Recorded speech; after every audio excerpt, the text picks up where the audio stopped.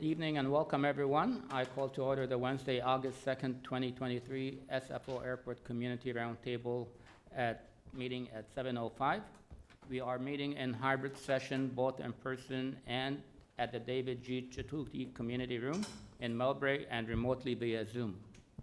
Joining us today are staff to the Roundtable, Kathleen Wentworth, Roundtable Coordinator, Angela Montes, Roundtable Administrative Secretary, and Jean Reindell, Aviation Technical Consultant from HMMH Group. Now, Ms. Wentworth, would you tell us other participants that we should recognize? Well, we have here, of course, Mr. Bert Ganong, our Aircraft Air Noise Office Manager. Are there others here on your team, Bert? Yes, ma'am. Thank you for asking. We have Mr. Anthony Carpinetti and Ms. Annalise Tang. Thank you. And from the airport as well, we have Mr. Luis Moreno. From the FAA, we have Moifer Chin, our Community Engagement Officer. And Moifer, are there others on your team that are also on?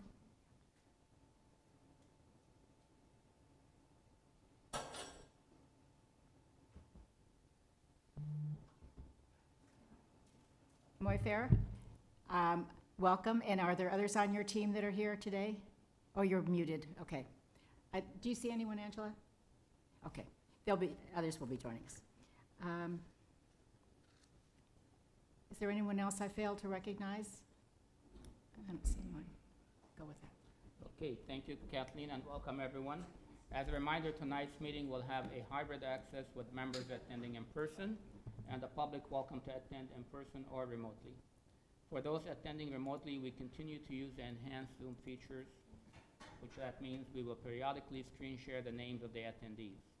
The list of names will display the name entered by each person while signing into the Zoom meeting. However, we will not be displaying their emails. We will now move on to roll call. Ms. Wentworth, please proceed. City and County of San Francisco Board of Supervisors. City and County of San Francisco Mayor's Office. City and County of San Francisco Airport Commission. Here, Doug Yakel. San Mateo County Board of Supervisors. Here. CCAG Airport Land Use Commission. Here, Carol Ford. Town of Atherton. City of Belmont. City of Brisbane. City of Burlingame. Here, Ricardo Ortiz. Town of Colma. City of Daly City. Present, Emily Giovanni. City of East Palo Alto. City of Foster City. Sam Hindi, here. City of Half Moon Bay. Town of Hillsborough. Present, Al Royce. City of Menlo Park. City of Menlo Park. City of Millbrae. Present, Ann Schneider. City of Pacifica. Here, Christine Bowles. Town of Portola Valley. Here, Judith Haskell. City of Redwood City.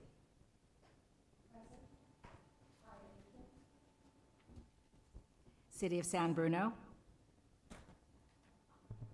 City of San Carlos. City of San Mateo. Just in time, thank you.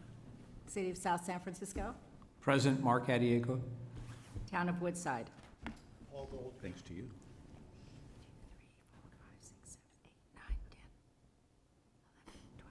14. Oh, we have a quorum. Thank you. We have a quorum, and moving on, I would like to start by having a land acknowledgement, so bear with me 1 minute or two. I would like to acknowledge that we are on the unceded ancestral homeland of the Remitash Ohlone, who are the original inhabitants of the San Francisco Peninsula. As the indigenous stewards of this land and in accordance with their traditions, the Remitash Ohlone have never ceded, lost, nor forgotten their responsibility as the caretakers of this place, as well as for all peoples who reside in their traditional territory. As guests, I recognize that we benefit from living and working on their traditional homeland. I wish to pay my respect by acknowledging the ancestors, elders, and relatives of the Hermitage community, past, present, and future, and by affirming their sovereign as First Peoples. So thank you for allowing me to do that. And before we start this evening, we go into the agenda item.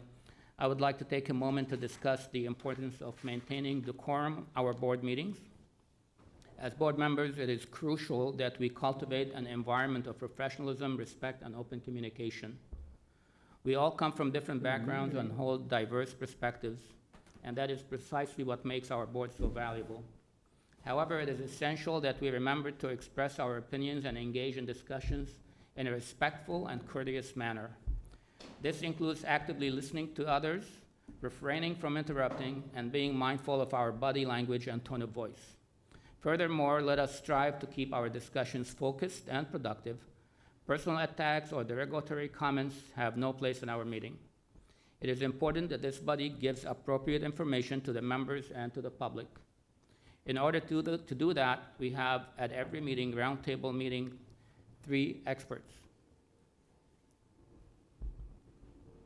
Gene Reindale, our consultant from HMMH, is a former Boeing test engineer and has spent the last 23 years as a consultant on aviation noise. Bert Ganong, our aircraft noise abatement manager at SFO, working in the field for almost 30 years, the last 25 at SFO. And of course, our roundtable coordinator, Kathleen Wentworth, who brings 30 years of aviation experience, retiring as a Boeing 777 captain at United Airlines. By upholding these principles of decorum and reaching out to our consultants and to our professionals, we can ensure that our board meetings remain effective and fruitful. It is through respectful dialogue and professional information that we can make informed decisions for the benefit of our community. Thank you for your attention, and let us now move forward with tonight's agenda. So with that, I'm going to go ahead and I'm going to open the public comments for items that are not on the agenda. This is a time for members of the public who would like to speak on items that are not on the agenda to do so. For that, I'm going to turn it over to Ms. Montes to give you direction how to do so. Thank you, Ms. Montes. Thank you, Chairman Hindi. For those attending the meeting in person, please submit your speaker slips located by the entrance to me. If you are attending on Zoom video conference, we will use the raise hand feature in order to organize any public comments. During the general public comment periods, I will ask those members of the public who wish to comment to click the raise hand feature to speak on that agenda item. For those joining by phone, you may press *9 to indicate your desire to speak. When you hear your name called, I will prompt you to unmute your microphone and inform you that you may begin speaking. You will have 2 minutes.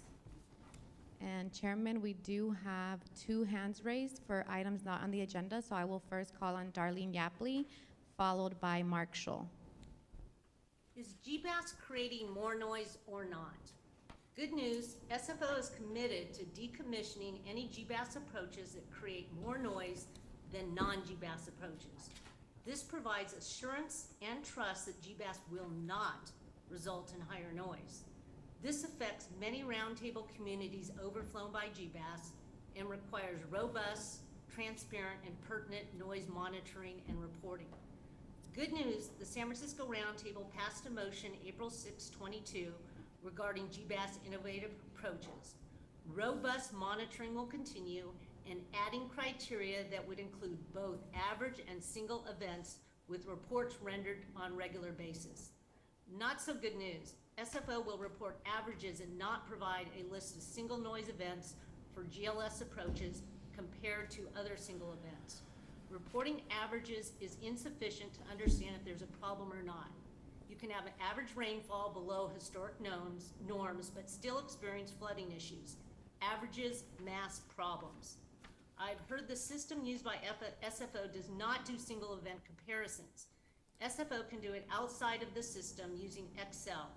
No surprise, GBAS being new is going to require new things that don't exist. This is a case for all things GBAS. For example, Paul Hanna mentioned that they are creating a new process with the FAA to identify which flights are GBAS. Not so good news. SFO does not currently have a plan for robust, transparent, and relative monitoring for single event noise to compare GLS and non-GLS. SFO is currently not complying with the April 6th motion. Let's continue to build trust with pertinent data. What's the point of an assurance that GBAS will not result in higher noise if there is non-compliance with the roundtable motion to have single event reports? Thank you. Thank you, Ms. Yapley. And before I call on Mr. Mark Scholl, I will share his screen.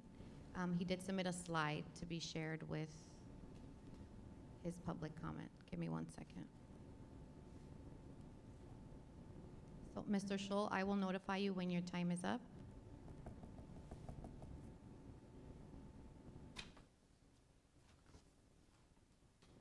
I'd like to speak on the issue of traffic over Palo Alto and adjacent cities. This is the density map created by HMMH. The orange rail through the center of Palo Alto is Surfer, which is 26% of all arrivals and highly concentrated. The graphic is altitude insensitive, but SFO airspace over central Palo Alto is between 4,000 and 2,500 feet. Due to energy management problems at Surfer, almost half the planes in this arrival require speed breaks in this space to set up for a stabilized approach. The orange rail near Belmont is the Bodega West arrival. The orange part here is about 10 to 8,000 feet and disappears near Emerald Hills, where planes are vectored back to the airport. Vectored planes are more dispersed, which is why the orange rail spreads out into the less dense yellow. In 1999, the Redwood City Monitor you see was located specifically to track this turn, but the turn has since migrated to South Palo Alto and East Palo Alto, leaving the Monitor far behind. The orange and yellow pilot rail from the west was a significant track shift in concentration of flights to accommodate raising the crossing altitude at the Woodside Board to 8,000 feet. Altitude increases require more track miles. Hence, Pirate was shifted to South Palo Alto and East Palo Alto in early 2019. Turns on Pirate also tend to be late, often requiring noisy roll spoilers. Lastly, SFO needs to land 2 planes at a time on its super close runways, and to get really crazy, time these dual arrivals such that they interleave with cross runway departures. This requires extremely noisy, late maneuvering and sequencing over Palo Alto, which becomes a force multiplier to the already high base noise rate from concentrated procedures, speed breaks, and approximately 250 overflights a day. These are the reasons we keep showing up. Thank you. Thank you, Mr. Scholl. And with that, Chairman, we have no further hands raised for items not on the agenda. Thank you. Thank you, Ms. Montes, and thank you both Ms. Yapley and Mr. Schultz for your comments. Before moving on to the next item on the agenda, I'd like to recognize with us joining us on Zoom, Ms. Linda Wallen, Senior Aide to Supervisor Pine, and Ms. Lisa Awazasa, Deputy Director, Cemetery County Building and Planning. Welcome and thank you for joining us. Moving on, I would now consider setting the agenda and taking action on consent agenda items. Before doing so, Ms. Montes, do we have any members of the public who would like to speak on items 1 and 2?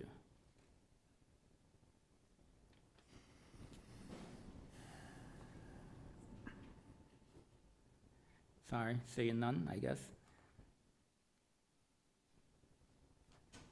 That's right, Chairman. We have no hands raised for consent agenda.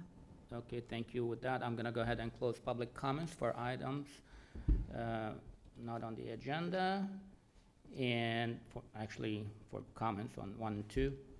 Do any members would like to pull out any items from the consent agenda? Seeing none, I would okay, sorry.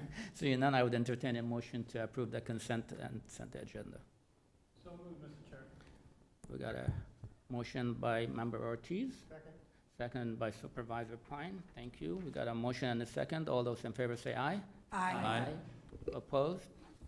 Abstain? Thank you. Motion carries. Moving on to the regular agenda, and we will start with item number 3, the Work Plan Subcommittee. Consideration of approval of the annual work plan fiscal year 23-24.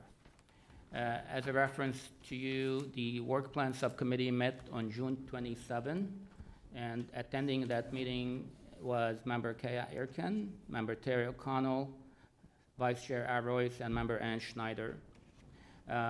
We reviewed the subcommittee reviewed the current 2023 plan. That was our baseline for our work, and we went along with the staff recommendation updates to the work plan. Sorry, let's do that, okay. And you have in your packet all the information that you need. It's an attachment on the work plan and on this item. Very quickly, I'm going to go ahead and recap. Really, they were not money changes, but they are highlighted in the packet for you. And the changes as has been drafted and for us here to consider. There were no current work plan items that were deleted.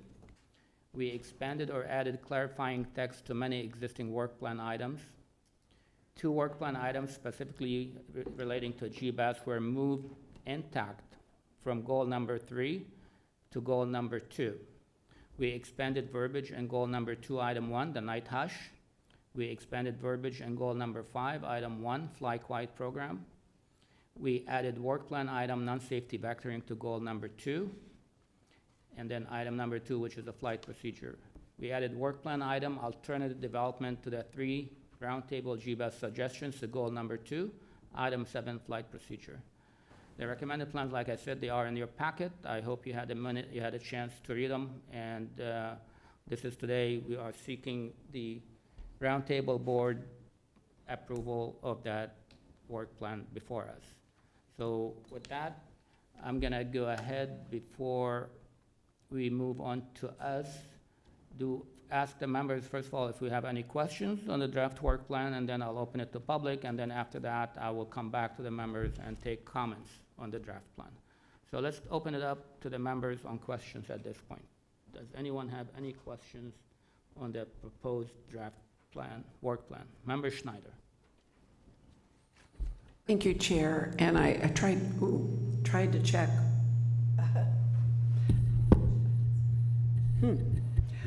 Okay, I'm announced. We talked at the work plan meeting about the addition of air pollution. We had a long discussion about this, and we ended up with an agreement, I thought, amongst all of us to have the word health. Kath, I couldn't find the word health specifically in here. Did you find it? I did not find it, but I recall it and I know where it belongs. Okay, can you, so that's the one addition that I think we all agreed upon. And for the members out here, and this really is a reason why more roundtable members should be in attendance. The FAA came to this meeting in October of 2019 and reported that new studies have shown that jet engines do give off more microparticulate pollution. And that will typically happen greater on a departure, so those cities underneath a departure, and then more also on planes coming in, but they're gliding in, so a little bit less. So the ability to add air pollution, which is in our original charter, gives us more tools to work with. What the work plan committee thought was we could cover a greater area of environmental concerns, using the term environmental justice, I think possibly for our first time, and the word health. So if Kathleen knows where it belongs, I'm a happy camper. Thank you, Member Schneider, for bringing that up. You're absolutely correct. This is what we talked about, and this is what we recommended, so it was inadvertently not being put in there, but definitely it will be added. Anyone else? Okay, seeing none, I would like to go ahead and open it to public comment at this point for item number 3. Ms. Montes? Thank you, Chairman. We do have one hand raised. So I will call Mr. Mark Scholl.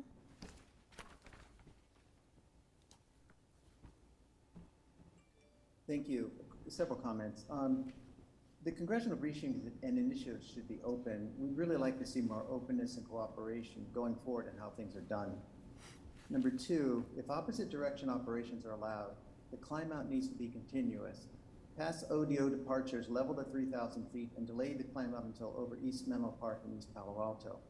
Also, the Sunny and 050 departures up the bay need to be tight PBM procedures and not use up the whole bay.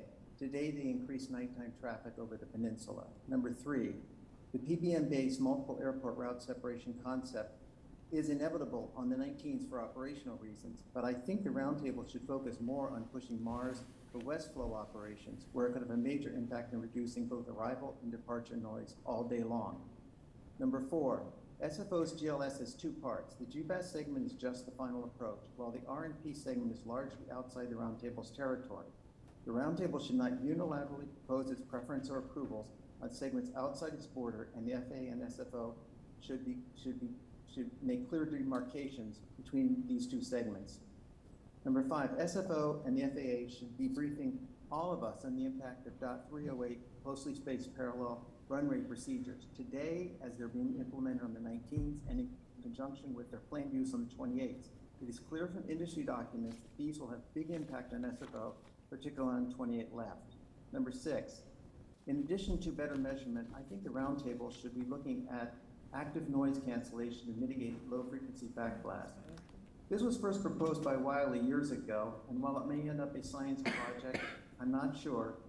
It does seem to have long-term potential, and I heard at A&E that in fact Philadelphia was looking into it. Maybe we should too. Thank you. Thank you, Mr. Scholl. And with that, Chairman, we have no further hands raised for this item. Thank you. Okay, thank you, Ms. Montes, and I don't see any member of the public present here would like to speak on this item. So with that, I'm gonna go ahead and close public comments for item number 3 and bring it back to the board for comments on the work plan. Anyone has any comments? Okay, seeing none, I would entertain a motion to adopt the draft plan, work plan. So moved, Mr. Chairman. Thank you. Got a motion by Vice Chair Royce, Second. second by Member Schneider. All those in favor say aye. Aye. Opposed? Abstain? Motion carries. Thank you very much. Moving on to item number 4, consideration of approval of the annual budget fiscal year 23-24. That, I'm gonna go ahead and turn it over to Ms. Wentworth to introduce this topic for us, this item. Thank you. The budget is found on page 37 of your packet. And my initial comment is that we made an administrative adjustment on the categories to better reflect how we actually operate. And you'll find that change to be in, let me first of all say that in looking at the document, the two columns on your left, to the left of the red line, is last year budget and last year's actual. And to the right of the red line is this proposed year. So with that in mind, if you look at section A, which is the sources, you'll see there's no changes to the first 3 lines on both sides. They line up with each other. Where you'll see a change, however, is under the fund balance. We used to track the fund balance, the total amount in the fund in this column, which changed regularly and never seemed to balance with anything else. So what we did was put that down in another category to the right of the red line, down in category C, as uncommitted funds. So you'll see what used to be on A fund balance, it's down at C fund balance. So there's no change to the numbers, it's just moved to a different location. For some general background, I should also say that we added a new category to the right of the red line for going forward, so that under sources, we have something called fund balance contribution, which is the amount of money that we're taking out of the fund each year to balance the budget. And this year, that number is $9,490.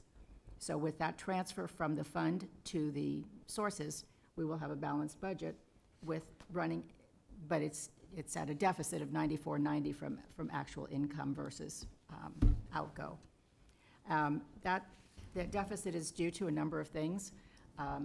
Simple, we're having in-person meetings now that, of course, we didn't have for a great deal of last year.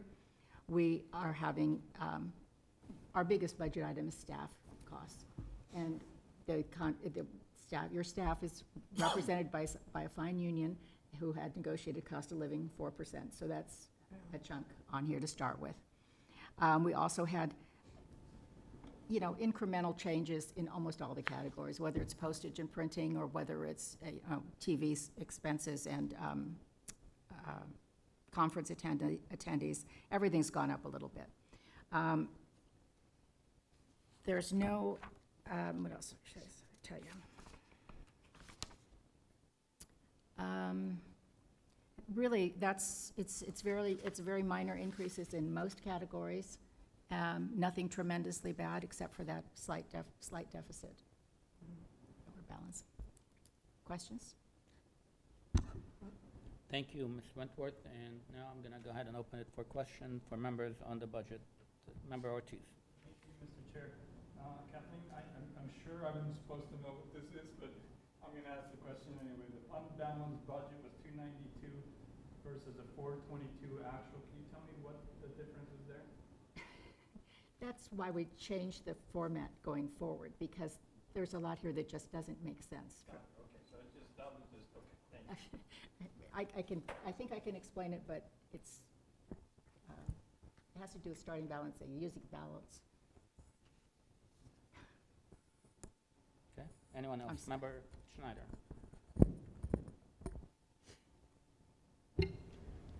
I'm afraid.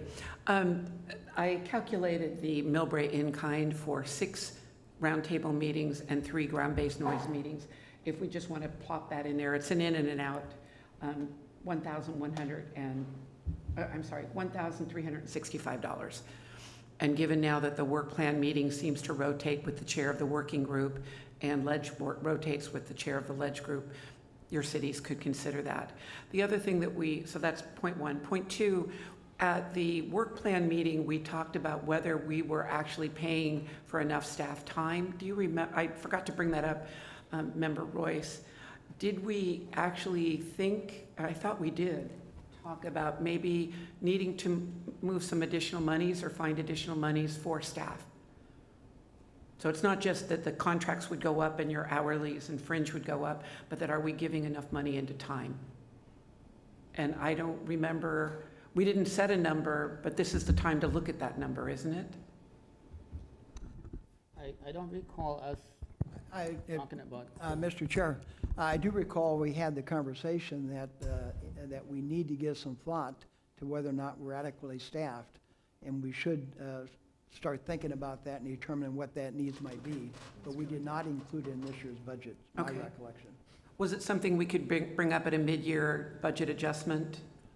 Yeah, I think we could. Again, a budget's a guide, and when this committee has the opportunity to adjust it during the year if circumstances warrant. So we clearly could, yes.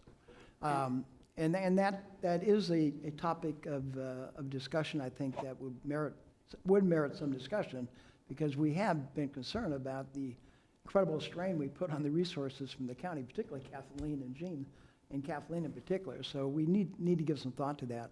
I might add, if you look at the budget, we have not increased the membership for any of the cities, and we've not done it for a number of years.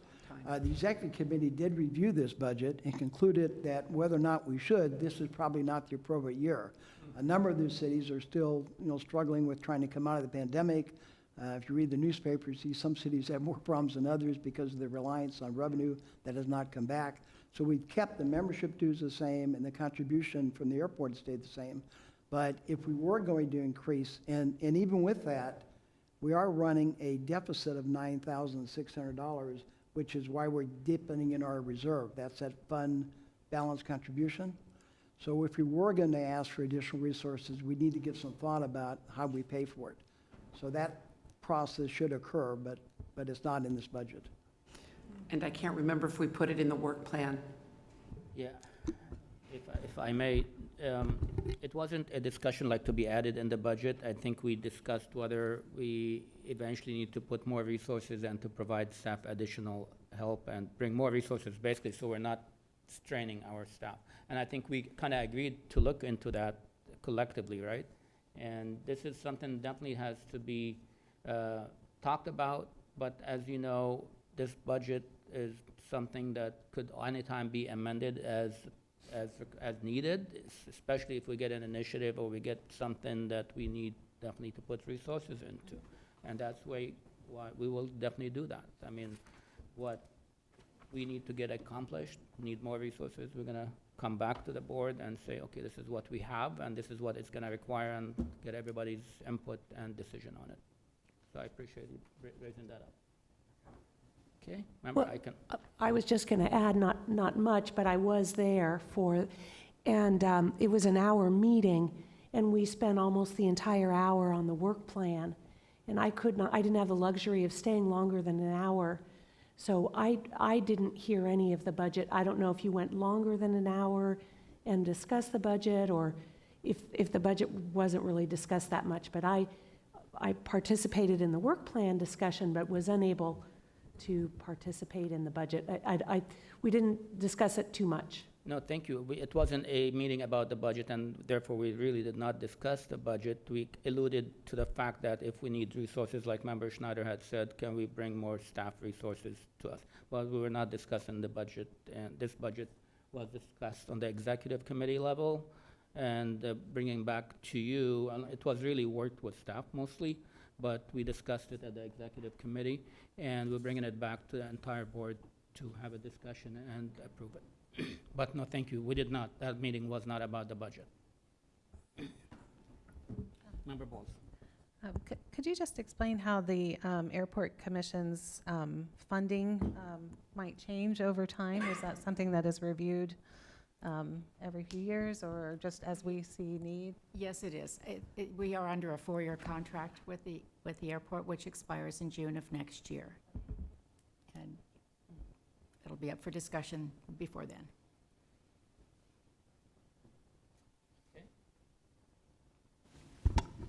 Thank you. Anyone else has any questions or comments?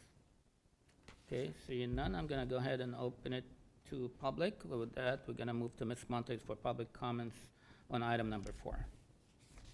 Thank you, Chairman. We have nobody wishing to speak in the room, and at this time, I do not see any virtual hands raised for this item.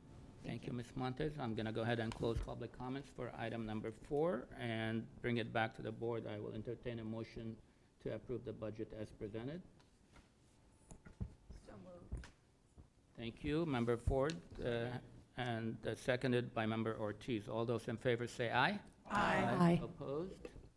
Abstain? Motion carries. Thank you, everyone.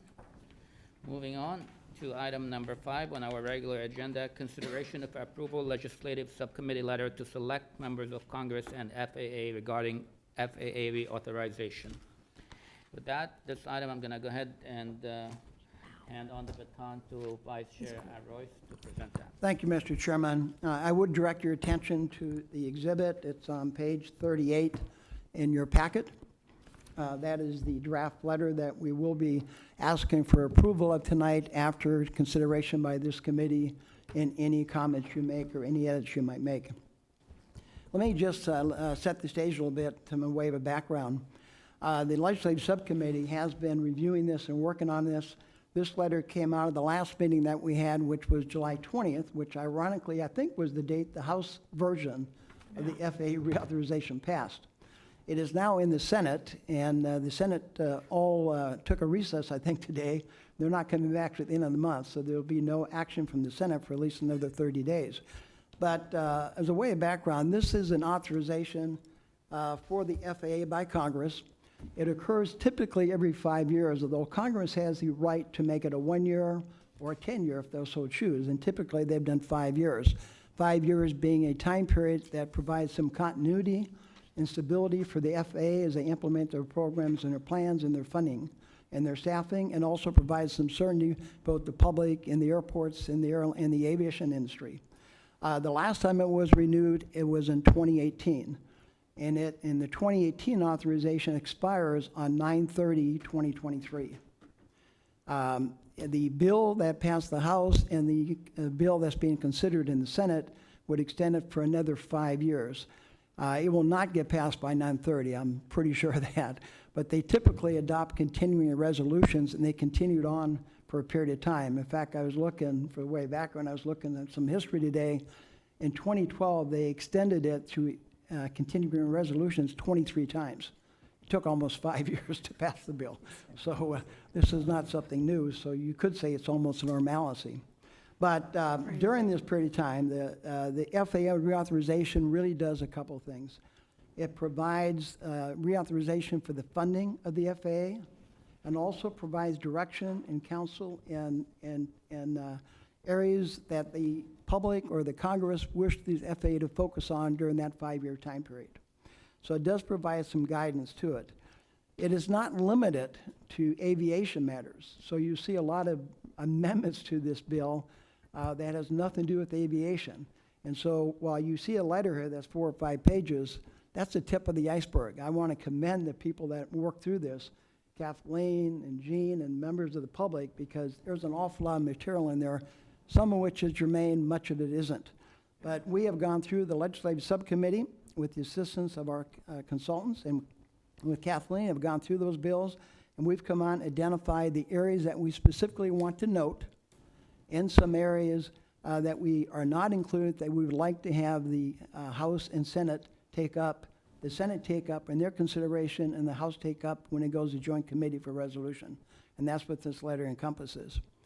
You may recall that in our February, I think it was February or March roundtable, the legislative subcommittee had identified 8 areas that we thought were critical to get into this letter.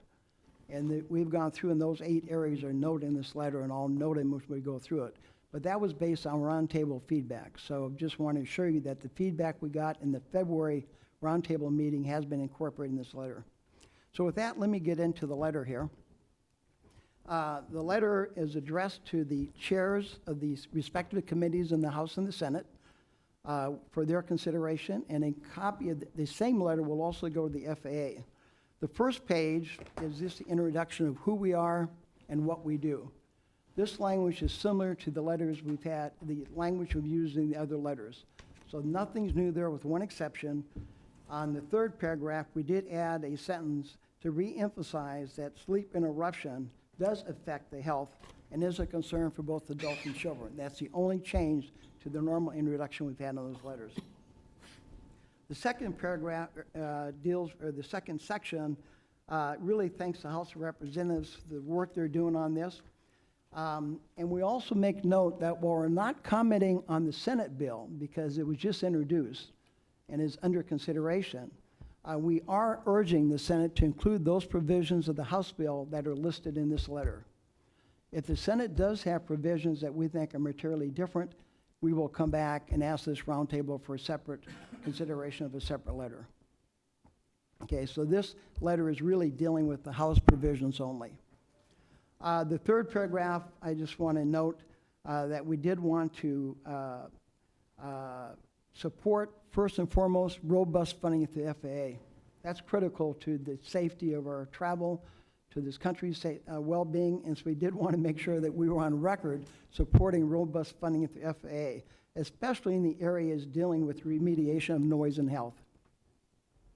We also want to recognize and acknowledge the role that the FAA and our airport has played in making sure our skies are safe and that our transportation system works as it should, as they balance the health, the noise concerns, and other ripple effects of aviation with the essential need for aviation. So we wanted to make a note there.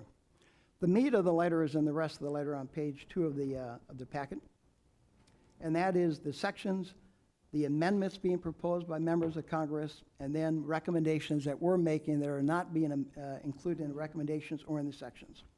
So starting with, on the 2nd page, the 4th paragraph down, with regard to the House bill, which is 3935, we specifically support the following sections, and you'll see 8 sections listed. I will note up front that section, was it 478, excuse me, was included in error. When we had our legislative subcommittee meeting, the consensus of the group was to take that out. So if you could omit that, that is not going to be part of our letter unless this committee feels otherwise. It's 478, updated guidance on how the FAA should issue categorical exclusions. And we'll explain that in a minute.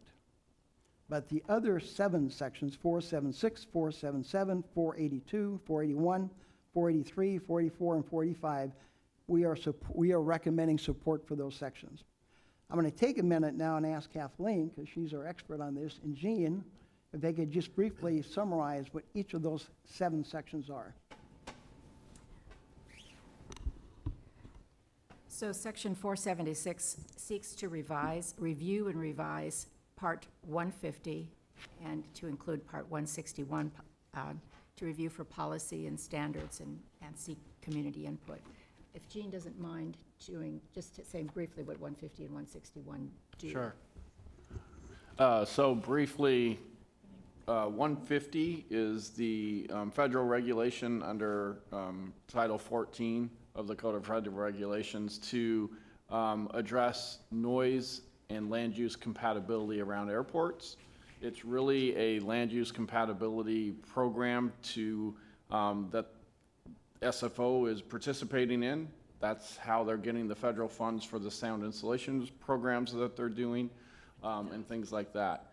Part 161 is the federal regulation that deals with noise and access restrictions at airports and the steps you have to follow in order to get a use restriction at your airport. A use restriction is something along the lines of, say, a curfew. If you didn't want the airport to operate between certain hours, that is a restriction. Or if you didn't want the noisiest aircraft to operate at your airport, that is a restriction. And so that is the process you would go through to get a use restriction. And quite frankly, it's been our experience that with the introduction of the quieter airplanes since stage 2, which was in the 90s, it is almost impossible to get a use restriction at an airport through the Part 161 process. So I think that's why Congress is putting this in here, to give some review into both of those, land use compatibility, because of how close into the airport land use compatibility addresses, and then the Part 161 where you really cannot today do a use restriction at an airport. Can I make a comment real quickly? And I should have set this up a little bit better. I apologize. We have gone through the bill and pulled out the sections we think are relevant to this committee dealing with noise and health. There are a lot of sections dealing with other aspects of aviation that are, while they're important, they're not necessarily germane to our discussion. So these are the sections dealing with noise and health that we think we should support. And we're just going to walk you through those. We originally had a thought that we would also identify amendments or sections that we disagreed with, particularly amendments. But there's so much in this bill and so many sections that are irrelevant to us, to go through a listing of that which we don't like would take forever and detract from the point of the letter. So we're focused only on that which we support. So these are the 7 sections in the bill that we support. Following this, on these sections, members of Congress could submit amendments to the sections. And down the next section, we'll talk about amendments to these sections that we think are good. But right now, these are sections of the bill that we think are relevant and ones that we support. So with that, I apologize for not laying that out. Kathleen, the next section was section 477? Section 477 would seek to have the FAA take actions to help reduce undesirable aircraft noise, which would include looking at mitigation procedures and before you design a flight procedure, working with the airports and working with the impacted neighboring communities before establishing these routes, and would also discourage local encroachment of residential or other buildings near the airports that would make future noise issues that exist. Okay. And please feel free to ask questions as we go through the sections here. I'm sorry, I'm sorry, Mr. Chair. No, please go ahead, Vice Chair. Can you speak up, please? Yeah. Maybe into a... I also sit on the Airport Land Use Committee. I'd hate to tell you how many times I've said it's not appropriate to build housing or whatever daycare centers here. And in this particular instance, I'm talking about next to San Carlos Airport, but it applies here because the state wants new housing all throughout the peninsula, and there's no places except right next to an airport, which creates problems that will only ensure our lifetime commitments here at the Roundtable. And I don't think that's advisable, so, yeah. Member Schneider. Thank you, Chair. Member Royce, for 150 and 151, and you ran a great legislative meeting, and I'm sorry if I'm going blank, it is going to point out the fact that right now, under the FAA, they don't look at the noise in back of runways or to the side. And we spent a great deal of time talking about all of the Burlingame developments on Rollins Road that are really going to get hit by the side noise. So if that's in there, I'm happy. It's not in this section per se, but it's embedded in some of the amendments. And in another section, we're asking for community participation, including direct community interviews with people most affected. And that would include people by the airports. I'm only thinking in the letter we might need to be more specific and say those communities behind the runways and to the sides of runways. Because generally, when they talk about communities, they're talking about the communities affected by in-flight.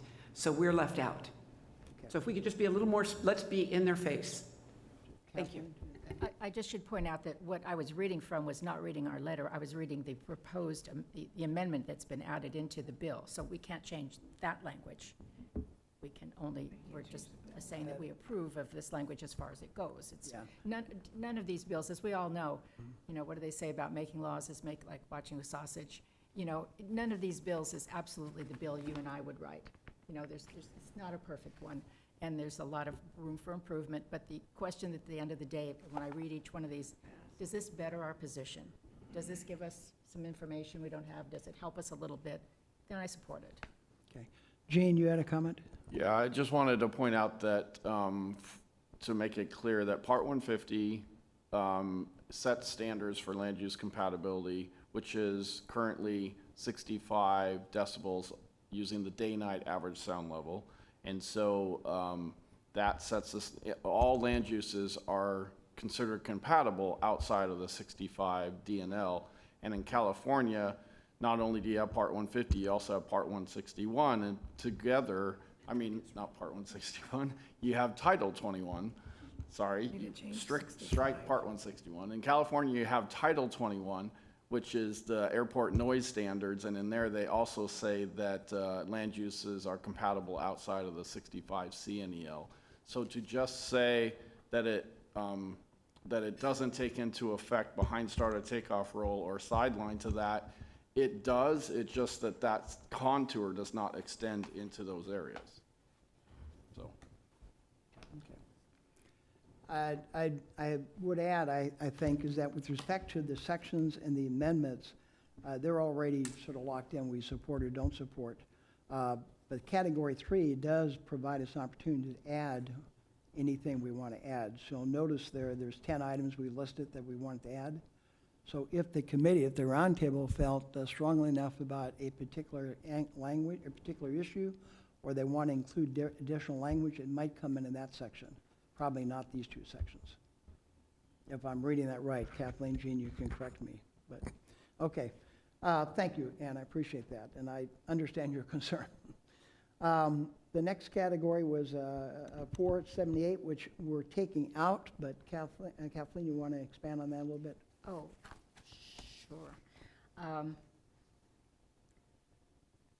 478 purports to do several things, but just to start with the top one, is a provision that would allow a categorical exclusion for certain projects undertaken by public use airports, and those with some conditions that they get less than $6 million in federal money and some other conditions. But the bottom line is that these modifications to the public use airport would be presumed to be covered by a categorical exclusion under the Federal Aviation Administration Order 1050. Interesting. And I don't think that's what we want to support is assigning more categorical exclusions to The legislative rights. subcommittee had recommended that not be included. We just forgot it. And it's because it effectively limits the current authority that we have. And we didn't want to go on record limiting what we could already do or we could consider. So that's why it should not have been there, so we're taking it out. That's the reason why. Right. Does that make sense to everybody? Okay. The next category, 481, is recommendations on reducing rotorcraft noise in DC. You may wonder why we're supporting something with DC, but it's a study, and the study will have beneficial impacts for the rest of us, stuff we can learn from it, even though it's not particularly our airport. So we are supporting that just because we think there's some benefit to supporting it, maybe some benefit to supporting it. The next category, Section 42, was a study of ultrafine particles, and this is a topic I think we've talked about briefly, was a topic of some discussion at the aviation symposium that was held last June or May, whenever it was. And Kathleen, I'm going to ask if you could explain what that does. I'm sorry, the 42, the 80 ultrafine ultrafine? particles. Yeah. It's a study that's to be done by the national academies, examining the ultrafine particles and the effect on human health. And it'll summarize the relevant literature, focus on large hub airports without specifying which, and examine ultrafine particles and their potential for effect on human health, including some details of that study. And the study would then be presented back to Congress in an appropriate timeframe. Hopefully the wind's blowing from Davis City through it. This is not noise per se, but this roundtable has expressed some concern about health impacts. And this is a health impact that we would like more information on. I think having a study done would be of high benefit. So though it's not directly related to noise, I think it is relevant to keeping our public safety and public health from aviation. So that's why that's there. Any questions or comments on that? The next one is Section 483, Aviation Airport Community Engagement. Kathleen, you want to explain what that provision Sure, does? briefly, it's a fairly long process, but it's establishment of a task force that establishes an airport community of interest task force, reviewing the research on aircraft noise, engaging communities prior to or even after airport traffic changes that impact communities, assessing federal efforts to mitigate noise impacts on communities, taking actions that planners could take when considering changes to airport infrastructure, identifying potential improvements to airport development policy, guidance to airports and aircraft. It's a comprehensive community engagement in various processes involving airports and airplanes and procedures. The next one is related topic, Section 484, Community Collaboration. Again, another section dealing with trying to get the community and the residents more involved in decision-making process. But Kathleen, you want to explain that? So this one will bring together diverse federal agencies and specifically will bring together divisions of the FAA, which will include their policy, International Affairs and Environment, the Office of Airports, the ATO, the Air Traffic Organization, and other entities, and try to facilitate their programs and procedures pertaining to community engagement so that they would consolidate and harmonize, I guess, their engagement with the public. Goes on many different items that they would be tasked with doing, including holding one or two public events every year in their region to engage with the public. And then Section 485 deals with third-party study on aviation noise metrics, similar to the letter we just sent out. Kathleen, you want to explain exactly what this section refers to? As you said, it's a study, and they're going to be required to study the efficacy of the day-night average sound level and look at the disadvantages of DNL as compared to other alternative models, and what changes, if any, that should be recommended to be made to the DNL, and make sure that they are using data collected by the Neighborhood Environmental Survey in order to base their study on. So, in summary of that extensive document, these are the sections dealing with noise or health that we thought we should go on record supporting. Not only supporting in the House bill, but again urging the Senate to include similar provisions in the Senate bill. Most of them, I think, are in accordance with comments made by this roundtable in the past, particularly around community involvement, community collaboration, the health impacts, the noise exposure, and the alternate metrics, which is the topic of the letter we just sent. So we are recommending support for those 7 sections of the sections in the bill. So before I move on to the amendments to those sections, the next category, any comments on any of these sections? And I know this might be a laborious process, I apologize, but I want to make sure you understand what we're sending and in case you get any queries from the public, what we're supporting and why. So with that, the next section on the letter, the bottom of that letter, again, deals with, I think, 7 or 8 amendments that have been proposed to the bill by members of Congress. I'd like to also acknowledge that our own 3 congressmen, Anna Eshoo, Kevin Mullen, and Jimmy Panetta from Santa Cruz, proposed 7 of these amendments. These were amendments that had originally been proposed by Congresswoman Spear. So they're being reintroduced by these three congressmen as part of this bill. So the amendments that are listed there. they're Mr. Chair, listed- if I yes. could qualify, just Yeah. comment that these three members of Congress did introduce Representative Spears' legislation, but it did not get accepted by the committee. Oh, I'm sorry. Yeah. So they tried. They did their best. They did their best. Okay, thank you for that clarification. Okay, the amendments, and we want to go on record supporting these amendments. They're listed there. I think there's 8 of them, starting with amendment number 24, 57, 58, 63, 66, 78, 83, and 90. Kathleen, you want to just, before we take comments on the amendments, you want to briefly walk through those? You know, it's pretty well, I think, spelled out here. Self-explanatory? Yeah, I'm happy to read it if people. Well, in the interest of time, I don't think we need to read them. Let me just quickly summarize. They are dealing with the sections we just discussed. They provide more clarification and more input around it, particularly around solicitation of feedback and engagement with communities. You'll look at Eshu's bill, you'll look at Lynch's bill, go through it.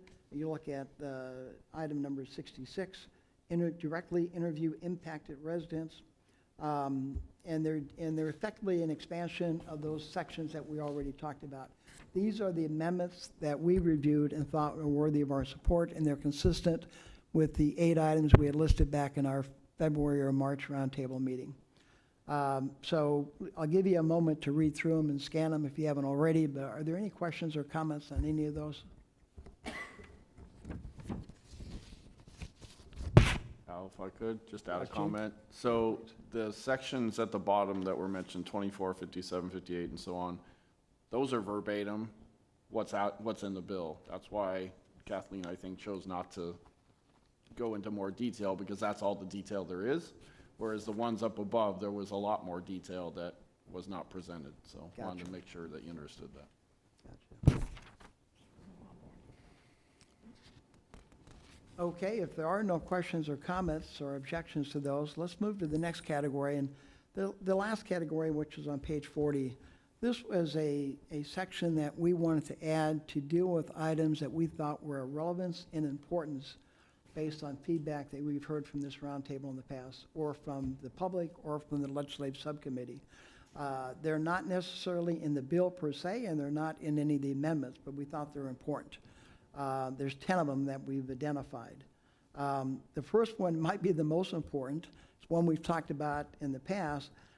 It's to add the impact of noise and other health impacts is the same category as the efficient use of airspace when you look at the rules and regulation decision-making process of the FAA. Public safety is number one, remains number one, should be number one, but we think that health and noise should be of equal weight to that of efficiency. So that's what this does, and you'll see the exact language that we're using there is this, I think that came from, where'd that come from, Kathleen? That came from the bill we wrote, from Representative Spears' bill. That's Yeah. Jackie Spears' bill, yeah. So I think that's probably, one consider that the most critical element, but that would go a long ways to solving some of the concerns that we've had and getting it back to what it used to be at one time.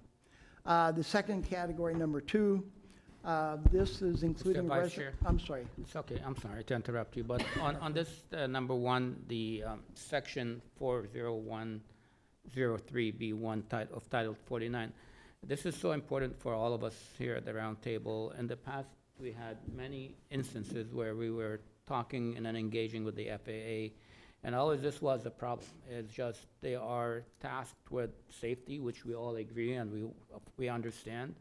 However, the fact that aircraft noise is not as equal or as important, not even considered.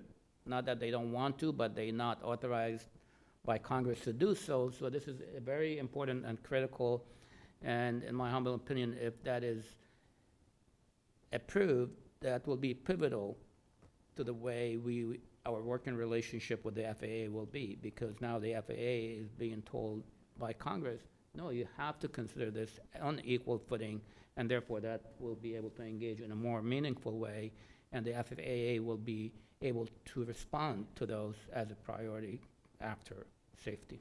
So thank you. Thank you, Mr. Chair. You articulated that very well. I appreciate that.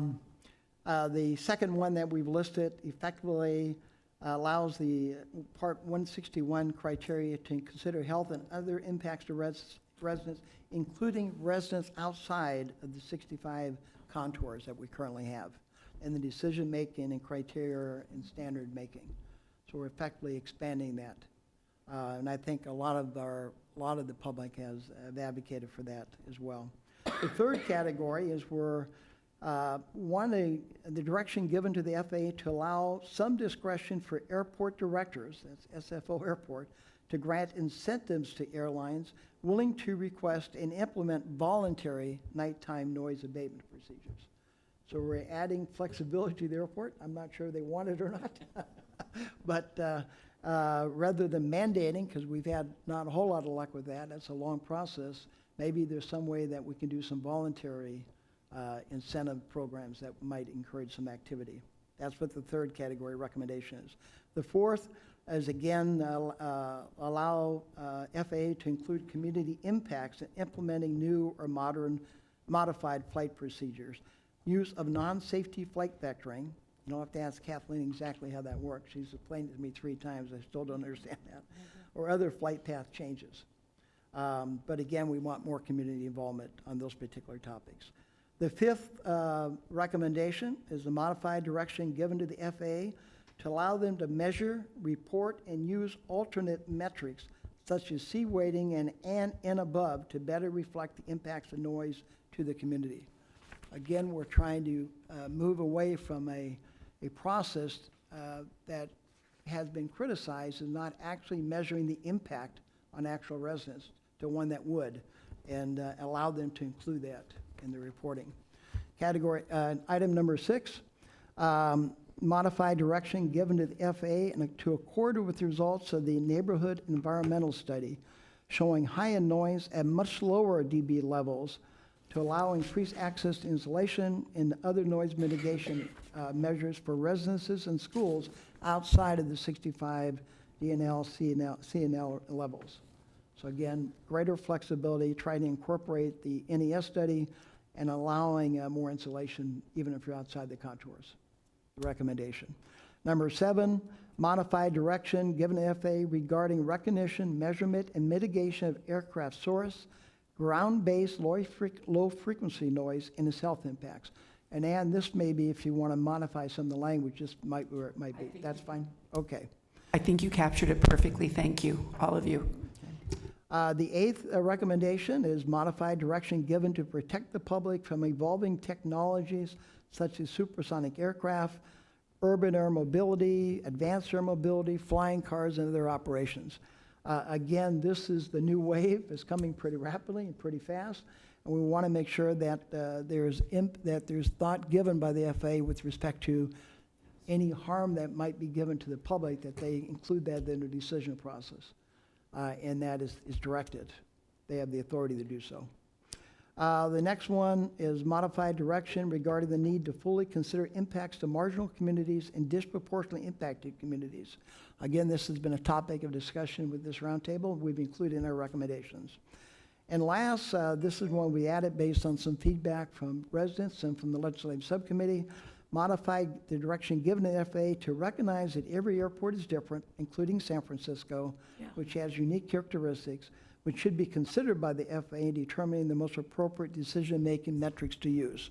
So trying to effectively give them the discretion and the authority to use metrics that is more consistent with uniqueness of the different airports rather than being governed by one for every airport in the country. So that's what that's designed to do. Before I take comments on that, we did include by reference our letter that we just submitted on the noise policy review. We also included by reference our letter from 2016 on the NorCal initiative, and we also included the legislation introduced by former Representative Jackie Spear, which contains salient solutions to many aircraft noise impact issues. So rather than repeat all of that, we're including it all by reference. So our goal is to be to address the issues that we thought were of concern in terms of giving direction to the FAA, but also make sure that we keep it concise and readable so they can actually add on it, but make sure the other work that we've done is not lost in our transition. So it's included by reference. So that last section, before I ask for any further action, any comments on the additional recommendations that are being proposed, hopefully by this roundtable tonight? Member Schneider? Thank you. On number 10, love it. Wonder if after unique characteristics, we could add comma, parentheses, whatever the right grammar is, issues like topography. I hate to use the term metroplex, but we're unique in that we have 3 international airports and multiple municipal airports. And Travis, I don't know how to clump that all into a couple of words, but for us specifically, it's topography. Gene, what are the other things that make us, the fact that most flights take off all one directional, just to make it clear that we are different than almost every other airport in the country. And that's why number 10 is so important, giving the FAA the ability and the requirement to look at specifics. But Gene, I'd lean on you on the right language. Maybe we can work offline on the exact language, but I think Just a what couple you're of saying words. is parenthetically a couple examples. Yeah, I mean, topography is the biggest thing the spectral analysis study showed, that the sound doesn't attenuate going up the hills. And that's unique, or semi-unique. Thank you. Okay, with that, Mr. Chairman, I'll refer it back to you. I would ask that consideration be given to approval of the letter, along with discretion to the executive committee to make changes if necessary based on what the Senate does if they act before we next meet. Thank you, Vice Chair Royce, for this thorough presentation and answering the questions. And I'm going to just pass one more time, see if anyone has any more questions. I see Member Schneider, your card is up. Sorry. Oh, you're done? Oh, okay, thank you. Okay, so clearly a lot of work has gone into this. I want to echo the Vice Chair Royce. Thanks to staff, Kathleen and Jean, for all the hard work and everybody who was involved into this. But I also want to add my thanks to you, Al, and your subcommittee for all the hard work that you have done.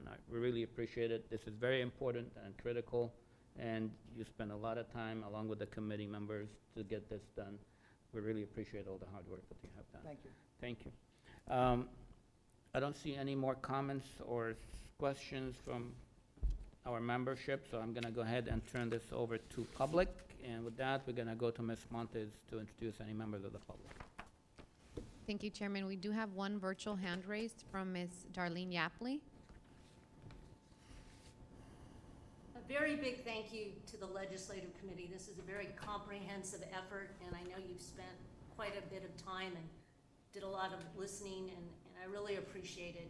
I appreciate you also taking Section 478 on the CADX off here. That's great.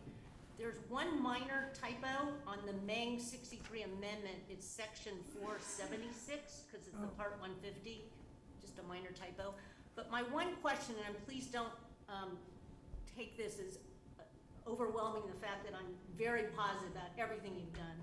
My one question, though, is about Section 477. And there was an amendment to try to fix this, and it did not pass. And I'm just a little surprised that the Roundtable is supporting it. I'm open to kind of hearing your perspective, but when I read this amendment, it was to get rid of undesirable aircraft noise, which sounded great. I mean, I was thrilled when I looked at it, implement flight procedures that can mitigate noise, work with sponsors for impacted neighborhoods, and so on. But then I noticed that there was kind of a gotcha in the way it's worded. And the gotcha is it says we're going to do these things as long as it doesn't affect safety or efficiency. And I thought immediately of Night Hush when I read this because of the tug that happened over several years, that the pilots are flying a little bit further out, but that it's going to offer great relief for people at night. And I just didn't want an amendment like this to have that used against future ideas like that, if that makes sense. So I want to hear your perspective because I was really thinking of Night Hush when I read this. Thank you. Thank you, Ms. Yapley. And with that, Chairman, we have no further hands raised for item 5. Thank you, Ms. Montes, and Could Vice could Chair. I refer that to Kathleen? Sure. And by the way, thank you, Mr. Yapley, I appreciate it. And I do appreciate the other comments you made during our legislative subcommittee. You've been actively involved in this, and we do owe you a debt of gratitude for your comments, so thank you. I should say at the outset, you know, interpretation is subject to life experience and understanding, and reasonable minds can differ. This section 477, and let me, if I could have your patience, because it's a little bit tricky. First of all, you heard Mr. Royce go through the and your Chair Hindi mentioned the importance of the section on the balancing of how to run the airspace. That is that safety is first, secondary is efficiency, and we want secondary to be efficiency along with noise and environmental effects.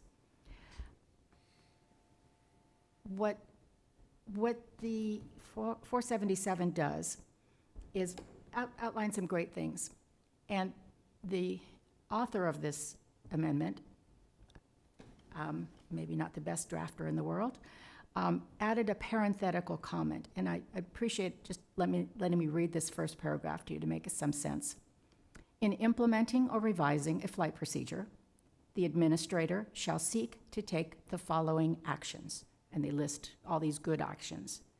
But to seek to take the following actions, parentheses, to the extent that such actions do not negatively affect aviation safety or efficiency. Now, if this was a new concept, if someone is saying, take these following actions except, but don't do it, I can't even give an example, but this parenthetical thing is already the law. To the extent that such actions do not negatively affect safety or efficiency. That's exactly what the law says right now, that under section 40103, that the primary priority is safety and the secondary is efficiency of the airspace. So this drafter of this item simply restated the law in the parentheses. They aren't taking away any more rights. It's simply a restatement of the law. And if I were drafting this, I would say, shall seek to take the following actions, parentheses, in accordance with current law. And that's basically what it says. So it's not taking away anything. It would not have made any bit of difference to our night hush implementation, which did denigrate efficiency a little bit in the interest of safety and health, in the interest of noise reduction and health. So to me, this is very clear that he just meant to acknowledge that this safety or efficiency is part of the law that's been there for some time. So that's why I'm very comfortable in recommending that you support this item. Thank you, Ms. Wentworth, and thank you, Ms. Yapley, for your comment and engagement as always. Okay, with that, anyone else? Member Bowles. I'm just curious, these are all, you're noting all the things that we support, but you've obviously, in taking out 478, there were some things that were bothersome there. I don't see anything in the letter that says we object to some language or some of the amendments. Were we just trying to stay positive, or is there anything that we would really want to pull out that we don't like? The amendments, again, that are listed, were not part of the law. They were proposed amendments, and we're indicating our support for those. There are other amendments that we did not support and we did not list. We decided not to start going through the areas that we did not like, the amendments that we did not like, just because it's too voluminous, because this topic is not limited to aviation. And we said we'd get lost in the details, and if we omitted something, would someone argue by acquiescence we now agreeing to that amendment? And so we thought the easiest way to do it, let's just focus on what we support. And if it's in the law, the section's fine, and if it's an amendment we support specifically, we'd identify that. And then at the end, we'd list those things that are neither amendment or sections that we think should be there. And that's the philosophy we took. So that's the theory behind it. Not saying it's right or wrong, that's just how we decided to deal with the issue. That makes sense. Thank you. Okay, thank you. Thank you, that was a good question. Okay, anyone else? Oh, thank you. Okay, seeing none, I'm gonna go ahead and also close public comments, and with that, I will entertain a motion to adopt the letter to the select members of Congress and FAA regarding FAA reauthorization, and I think the Vice Chair has mentioned in his recommendation that we also authorize us to have minor change in the language Executive if Committee, needed, yeah. the Executive Committee. With that, looking for a motion. Make the motion with the additions that Member Royce asked for, your ability to modify as the bill changes. Thank you. Second. I'm sorry, who seconded? Member Ortiz. Okay, we got a motion by Member Schneider, seconded by Member Ortiz. All those in favor say aye. Aye. Aye. Opposed? Abstain? Abstained by Member Ford, so motion carries. Angela will have the number.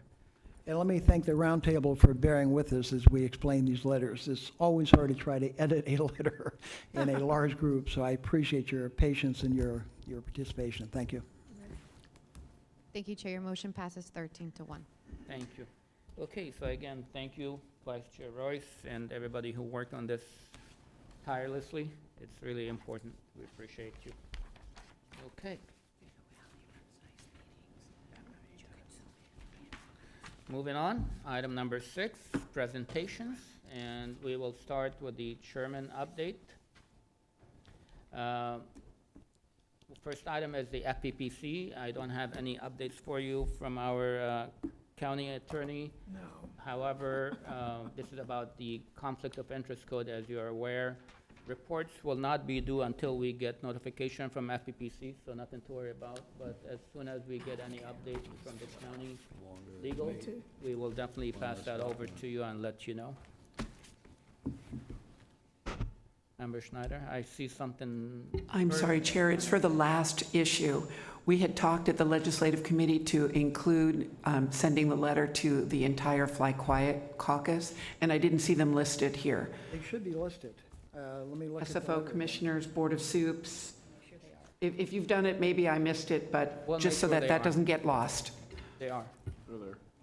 Not on my page. Okay, thank you. Okay. I Thank saw you. you like very anxious, so I don't want you to. Okay, thank you. Okay, so I was doing the report on the FPPC, so again, we'll keep you apprised as soon as we hear back from the county attorney. Some updates to the SFO Roundtable website. Noise 101 is up there now, and for those who have not attended the Noise 101, I really urge you to watch it, and not only watch it, I requested that our city put it on our website so our residents could watch it and could learn more about it as well. If you're able to, please do so. I think it'll be a good resource, and a good resource for all of us, to be honest with you. I had to watch it more than once, so don't be afraid to watch it more than once. I think you will learn more and the second time and so forth.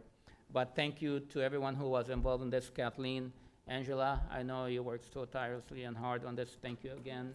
Our partners, our SFO and the FAA worked with this. And so we thank you, Gene, for all your technical expertise and everybody else who was involved. I think that is something really good to have as a resource of information available on our website. So the video contains the entire 1 hour and 38 minutes with the questions and answers.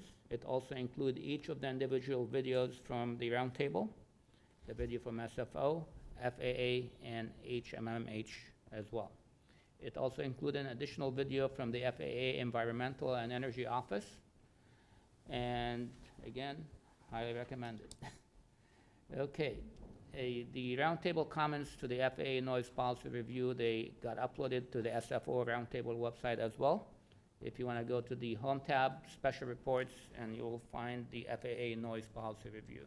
Again, that's something you might want to use as a resource for your constituents. I definitely did that as well. So they know what we do, and this is really where the work is.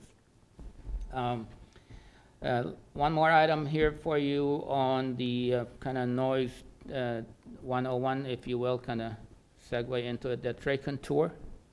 We are reviewing dates in the fall for a tour of the FAA Northern Cal TRACON. This is a radar facility that controls aircraft movement for the Bay Area and Northern California.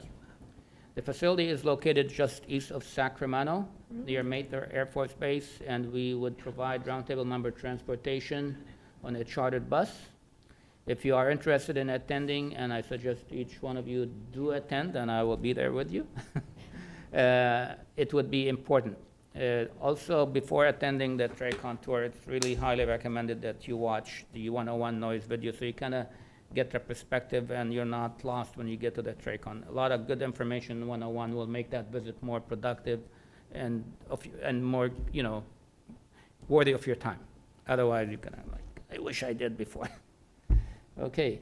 One more item I have, or two more items that probably I do have. One is a noise metric tutorial. We are planning to hold a special study session. We talked about this on the work plan meeting. Noise metric tutorial is very important, I think, because we hear different terms, many terms. Some of us understand some of them, some of us understand a lot of them, but I could tell you on a personal level, there's always room to learn more about this, and this is really an important topic. So we really understand what matters. Those noise metrics are very critical. So we are planning to hold a special study session, like I said, and most likely it will be between from 6 to 7 p.m., and we're gonna try to do it on the day of our next meeting or the meeting after. So in the next 1 or 2 meetings, we're gonna try to do it. So please plan to kind of get an hour of your time early on the next meeting or so. More will be coming from staff. Will let us know once we nail down a date. So it'll be a little bit earlier, but I think that will be very worthy of all our times and critical to kind of facilitate a more robust and valuable discussion, really. So I think Jean and HMMH are going to be presenting us a lot of that information. So looking forward to it. That could be either an October or December meeting. And the Advanced Air Mobility Federal Register, they request for information from the Department of Transportation. Oh, yeah. If you look in your packet, there's a copy of a comment letter signed and submitted by Vice Chair Royce and myself in response to the Department of Transportation request for I information think it's this one, right? on that topic, advanced air mobility. Yeah. In advanced air mobility, as you know, it involves drones, vertical takeoff aircraft, flying cars, etc., which the Vice Chair has mentioned. This is really what we're going to be dealing with in the near future. This is where everything is going. Not everything, where new technology is coming and you're going to have more traffic in the airspace from these specific technologies. Since the deadline for submission at that time was before this meeting, we took excerpt from the recent roundtable comments to the FAA noise policy review for submission. So we did not really create any new documents, but we did take excerpt from that, which we all agreed on, who were present, and we submitted that because at the time, the deadline was before the meeting, like I said. So we took the introductory part of the NPR letter and included the verbatim wording from the roundtable submission for Category 1, which is dealing with the vehicles in the NPR on this type of aircraft. And last item that I do have is the FAA noise policy review, which we talked about with Al. The FAA for noise policy review that you approved at the June meeting was uploaded to the Federal Register portal, and now the deadline for submission has been extended to September 29, 2023. I wish we knew that before, that it was coming. We definitely would have more time to talk about it, but I think honestly, we did have a very good, robust discussion at our last meeting on that item. But anyway, what the point of this is, it's not too late for you now, as if you want your cities to submit this individually, you still have time to do so. And I think Kathleen has mentioned, you really don't need to have technical information in your submission. You could simply, I think, a simple recitation of who you are and how you are impacted by aircraft noise and what you'd like to see improvement in. Or you could also feel free to take our letter, which is we had, and take excerpt from it, whatever you would like. Bottom line is, you got till September 29 to do so. So if you would like, your city would like to do so, you have the chance to do so. Okay, with that, that is my report. I would like to see if anyone has any question. Member Schneider. Chair, I already received permission to take our letter to the FAA. or to Congress and send it to Cal City's Policy Committee, the one that I serve on, Transportation, Communication, and Public Works. Can I do the same with the air mobility letter on that? Yeah, I don't see why not. Absolutely. Yeah. I mean, all these documents, they are public documents Yeah. that we I'd are just like using. to ask, just so that you know, I'm a policy committee member now, and I am sharing that, and I'm sharing it with environmental quality. Yeah, I mean, all the work that we do are really, it applies to our individual cities. Yeah. Feel free to take it. It's public comment we all agreed on, and even if we didn't all agree on, More by all support, means. the better. Okay, anyone else? More support, the better. Okay, thank you. With that, I'm gonna go ahead and move on to the airport director report. And with us is Mr. Yekel, and he's gonna be presenting the report, and then we'll get an update from SFO Airport Noise Office Manager Bert Ganong. Mr. Yekel. All right, thank you, Chair Hindi. I'll be able to yield most of my time to Bert and Luis tonight. Just a few updates from the airport in terms of passenger traffic recovery. June and July, we saw our activity rise to about 90% of pre-pandemic levels, 90% of what we saw June, July of 2019, so we're getting much closer than ever before. The number of flight operations continue to lag a little behind that. It's a sign of aircraft delivery and pilot staffing issues. So for that same period, June and July, we're at about 80% of pre-pandemic levels. We also like to talk about new airlines that are planning to serve SFO, and we're going to go for a couple of months without any new activity. We've had some new carriers start service this summer. We've already talked about those. Tomorrow, Southwest Airlines will announce a new domestic destination, but that won't reach SFO until next spring. We also know of a Taiwan-based carrier, Starlux, that's planning to start service at SFO, but that won't be until this December. And we don't know exactly the start date or the number of flights per week or the flight schedule. We do know they're going to use A350 aircraft, but we'll keep you a little more updated as we get more information on that. Chair Royce talking about air mobility reminds me that in October, there will be a conference held at our airport hotel about urban air mobility. It's called the Air Taxi World Congress. It'll be held at the airport hotel from October 2nd through the 5th. This is an annual event that's held around the world. They've chosen SFO this year, and it's really a great opportunity to kind of find out what's happening in that industry and really what the future holds. So certainly we have a vested interest in more being a spectator to kind of what the latest innovations and what we can expect. But if you've got any interest in being part of the agenda, we'd be happy to extend that to anybody that's interested. And you could signal your interest through Kathleen Wentworth and her team. And with that, I will turn it over to Bert and Luis.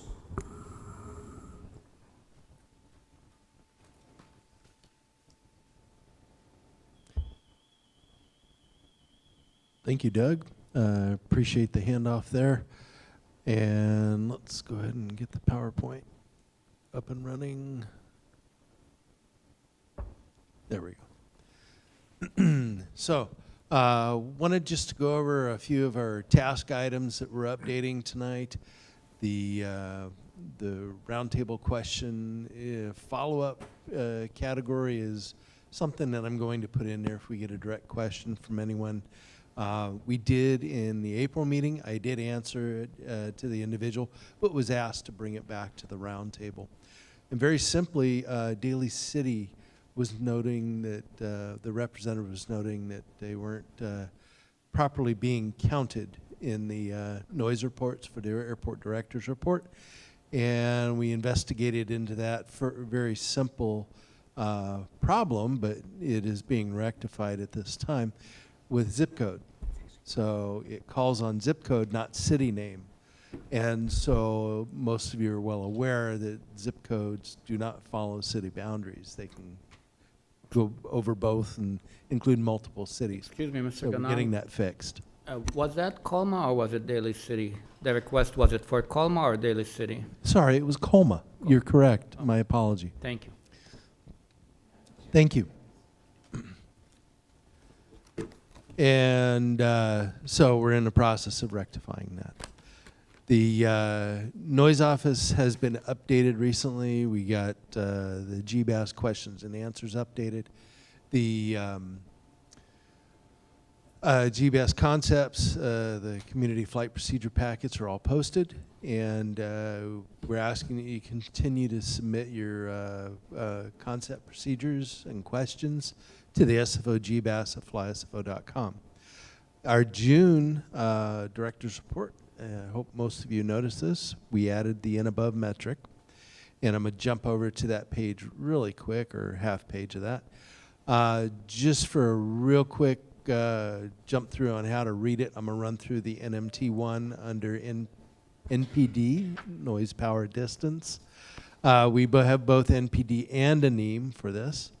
Read from right to left. As you go left, as you notice the numbers start to stop and slow down, that's the bottom limit of it. So we put that here in the left column under LMAX, the low end and the high end. Most of you will notice that our sites are relatively high in the community. Now, when we get over here to the NEM, we notice that most of them drop down even further. The noise action plan update, wanted to do a quick update with you on that. We did last year. The quieter planes category, we're still counting the A320s that are doing the airflow deflectors, or the fuel overvent protection port, they call it. The wake vortex generator that stops the howl. The airlines flying into SFO are about 85% right now complete. So it was roughly, I think, 1,200 aircraft that came and went from the airlines operating at SFO. About 200 left to do. And so very proud of that. We have 5 airlines that are at 100%. The quieter procedures, obviously night hush, we've been monitoring that between 1 and 5 a.m., tracking that and reporting in the airport director's report. The we reestablished a tower relationship with the airport air traffic control tower. We had a very good one in the past, and then with certain individuals it disappeared, and then we went into COVID, and obviously it was not allowed. But now we're back, and we're having good conversations, getting good data from them, and sharing information back to them. The GBAS innovative procedures are online at sfo.gbas at flysfo.com as far as your comments back to us. The shoreline departures and our offset approaches are being monitored. We're also monitoring the Santana departure, which is supposed to go towards the ocean, along the coastline, over the Golden Gate Bridge, and east or north. And we've noticed that there have been quite a few early turns on that. So we're monitoring that now, and we're working on curbing that. Bay tours, that's where the airlines are trying to be nice and give their passengers a view of our hometown. And they fly around at fairly low altitudes, about 5,000 feet around the peninsula. We've asked that NCT not issue those or honor those requests. So it helps out. Even though it is over water, it's still fairly low and can be disturbing to certain people in the city. And working with communities category, our noise reporting app launched this year in January. We're also updating our website with the noise action plan information. Again, that's noise.flysfo.com for the website.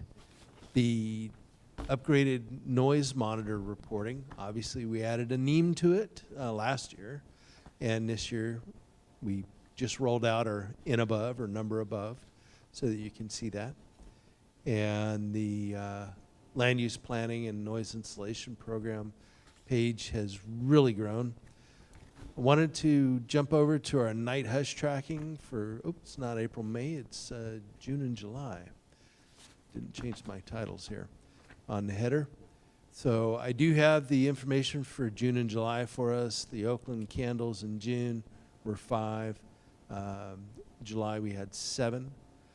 The SFO, we had quite a few doing the stick, 8 in June, and decreased to 4 in July. So we're working to curb those, and we hope to report good numbers for those continuing on. Back to the chair. Thank you, Mr. Ganong, and thank you, Mr. Yako, for your presentation. We'll come back if you have any question for them. Now, earlier, I want to introduce Mr. Moreno, but let me kind of put it in context a little bit for you. Earlier this year, former Roundtable member San Bruno Council member Tom Hamilton and Council member from San Bruno, also Martin Medina, shared their concerns with staff about Bel Air School, which is a joint-use San Bruno-Melbra Elementary School located in San Bruno. They were concerned about whether or not Bel Air had received all appropriate air noise insulation. So SFO on themselves undertook a review of Bel Air and some other schools. We appreciate SFO's proactive involvement in this review. And with us to talk about this, Mr. Luis Marino, SFO manager for the SFO Noise Insulation Project. Thank you, Mr. Marino, and welcome.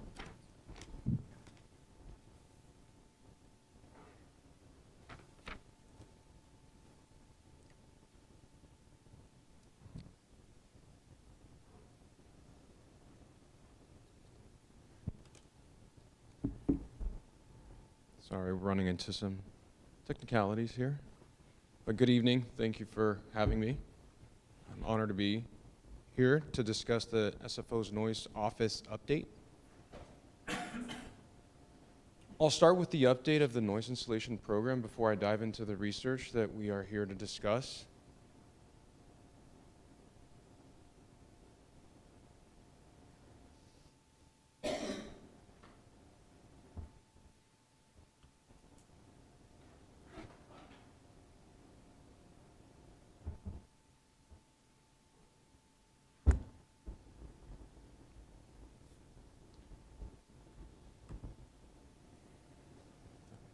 We're getting there.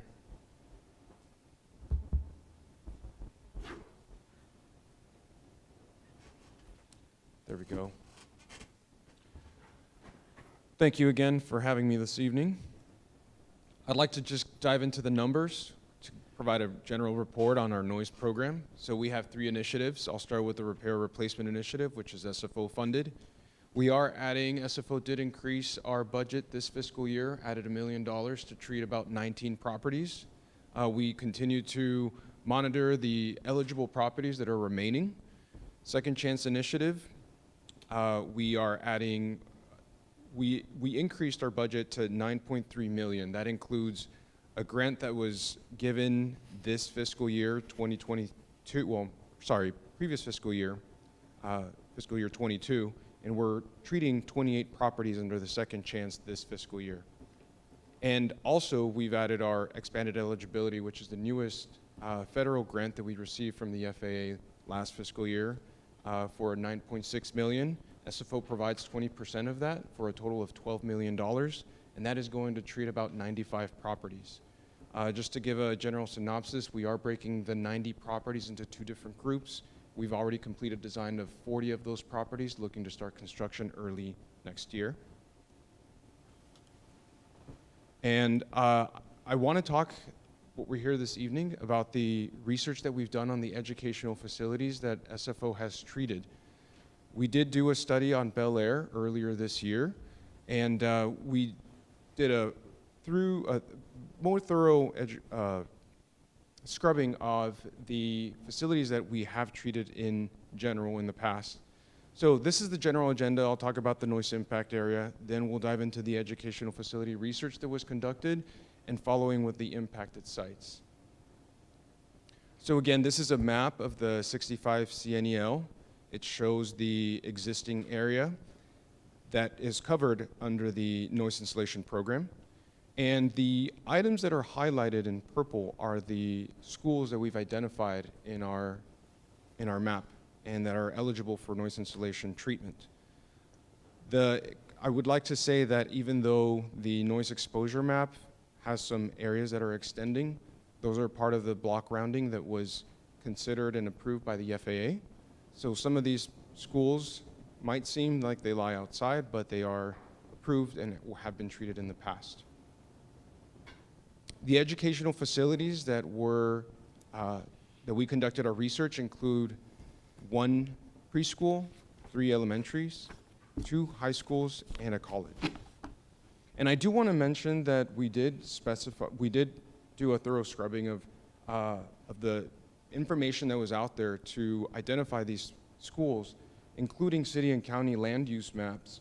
We also did thorough scrubbing of the noise installation databases that we've had, and school district outreach, citywide business search. We did direct outreach to the facilities and conducted site visits. And it led to this report, which I'll start with the Mandarin Preschool, Parkside Day School. This school is, unfortunately, is the only school that did not have an easement recorded and was not eligible for noise insulation treatment. The reason being, the school used to be a tile factory, or a tile store, sorry, which was then converted to a school after 1998. And based on federal guidelines, 1998 is the cutoff, so it was not eligible for noise insulation treatment. But on the bright side, all the other schools that we found did receive some federal funding and were treated as part of the noise insulation program. So Bel Air Elementary School was the one that sparked the research for this study. And in this particular school, we actually went on site to see what had been done in the past. It was not eligible for additional treatment due to it being reconstructed in 2001. And we did look at our expanded eligibility, but again, the expanded eligibility parameters specify that the treatment had to be done prior to 1993. Therefore, it was not eligible for that program either. Bury Elementary School is the other elementary school. Same thing, not eligible for SEI. It was previously treated. We actually have a navigation easement recorded in 2002, and it wasn't eligible for EEI either, as it was treated after 1993. The same goes for Ponderosa Elementary School. It's not eligible for second chance, as it was treated in an earlier phase of the NIP, and not eligible for EEI, as it was treated after 1993. Baden High School, same situation. It was not eligible for second chance, and not eligible for EEI. And although it sounds negative, it does show that we have committed our commitment to treating these properties as it was treated, and there is a recorded easement in 2022. South San Francisco High School, same situation. We have a recorded easement, 2022. And Unitech College, same situation, not eligible for second chance. We have a recorded easement of 1999. Just as a general summary, it means that 7 schools or educational facilities were identified under the current noise exposure impact area. 6 of those schools have recorded noise easements, meaning that they have received federal funding and they have some form of noise insulation treatment done in the past. The only school that was not eligible was that school that was a tile store and then later converted. Unfortunately, after 1998, therefore, there was no possibility for noise insulation to that to the preschool. And so currently, none of the facilities qualify under the FAA noise insulation criteria, but SFO will continue to monitor the areas and stay up to date with the FAA eligibility for potential future funding for any other institutions, or if the dates due and eligibility criteria change. Are there any questions? Okay, thank you, Mr. Moreno, for your presentation, and thank you for being with us. Before I open it up for questions, I want to take an opportunity again to thank SFO. Here's an example where we had a question about one school, but SFO went in being proactive and really looked into all the other schools, whether they have insulation, whether they qualify, and so forth. So really appreciate that, Doug and Mr. Moreno, for your help on this. Any questions for Mr. Moreno or Mr. Yackel or Mr. Ganong? Member Giovanni, sorry. Thank you, Chair. Thank you for that report. So are you going to go through the whole county now? And go through, like in Daly City for sure, and some of the areas, it doesn't matter which school district, because we have 2 school districts in our city. And they're pretty impacted in some of the areas, and some of the Pershing schools are pretty old. I know they're prior to 1993. Yes, unfortunately, the noise program and the parameters of our noise installation to receive federal funding, we are restricted to the existing contour map. Oh. So we cannot go beyond, even though there are other, and we are aware, there wouldn't be, they're not eligible for federal funding, so we're limited there. So how do we get that expanded to other cities that may be impacted? I would defer the question to someone like Mr. Brandell, who deals more closely with the FAA. Thank Yeah, you. so, so this goes back to Part 150, talked about it earlier. Yeah. It's a noise compatibility study. What that does is that it determines that 65 DNL, or in the case of California, the 65 CNEL contour. And those contours get updated every 5 years, or if something significant changes, or even at those 5 years, if nothing has changed, they don't get updated. But you have to continually be updating those maps to make sure it shows existing and 5-year forecast conditions. And so you can't expand beyond the 65 per current federal regulations. The 65 is the boundary in which the FAA has determined there are no incompatible land uses outside of 65, including schools. Okay, so then we would have to change the 65 as well, obviously, which probably is something that we may be interested in the future to do. Well, and that's what the FAA, part of their civil aviation noise policy review is going on right now. Right. Is that one is DNL the right metric? And if it is the right metric, is 65 the right threshold? So they are reviewing that at this point. But until any legislation changes, we're stuck with the 65. Okay. And even if the FAA tomorrow decided that they should go out further, it's going to take years because it's a rulemaking process for that to actually take hold. So I just want to set the stage that it can't change overnight. It's going to have to be a So then we just have to get our political will together like we just did recently for these letters. Right. And because if we're considered about health impacts, then these are the children and their future, then we really need to consider these little ones that go to these schools, and they're vulnerable, a lot of them in underserved areas throughout our county. I mean, not just my city, but every city. Thank you.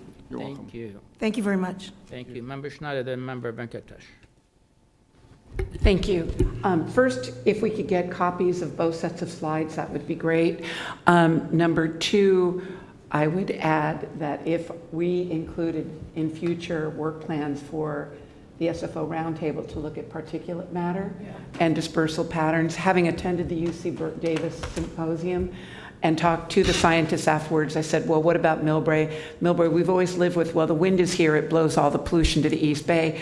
And it was a great panel, amazing scientists on there. And they go, yeah, you know, of all of the cities in our area, Millbrae is probably in the best because most of it goes that way. But I would say for most of you, including Foster City, including East Palo Alto, if we were to look at the dispersal patterns, especially on non-windy days, but ultrafine particulates take quite a while to drop from the atmosphere. So it's a whole new study area for that. And third, and I can't remember if I sent this to Chair Hindi and Kathleen, and the city of Millbrae's condolences. Ivar Satiro, Director Satiro, grew up here in Millbrae. His mom was a longtime resident at the Magnolia in Millbrae, and she passed away a few weeks ago. So I meant to tell us so that we could do a formal condolences to the director, but please give him our condolences. Thank you. Member Venkatesh. Thank you, Chair. Thank you for that presentation. I guess my concern is for some of the youngest members of our community and the schools. Is there any funding that you can help them with that can advocate for some safety? Particular with safety? With the noise control? Is there any funding they can apply for besides, because they don't qualify based on their year, correct? That they were. They don't qualify based on the current parameters that the FAA has set for the noise installation program, correct. You know, the airport is doing what we can to address those concerns. That is why one of the initiatives that we've enacted, the repair or replacement, is 100% funded by SFO. It is SFO stepping in and identifying and trying to make sure that we take care of our communities. Now, as it was said earlier, the FAA is looking, or there is some, it's not necessarily a bill, and again, I will defer to Mr. Rendell, to expand the parameters, and I know there's concerns in general about funding and the limitations to that funding. So unfortunately, it would have to be more of a political movement that SFO is attempting and at the forefront, but we have our hands tied at this point. I understand. Thank you. And if I could add to that as well, is that, because you asked, are there other funds available? There may be other funds available, but the airport can't use airport revenue and sound insulate outside the 65. There is a stipulation in, it'll take me forever to find it again, but I know it's there. There is a stipulation, one of the regulations that is clear, the airport revenue cannot be used for sound insulation outside the 65.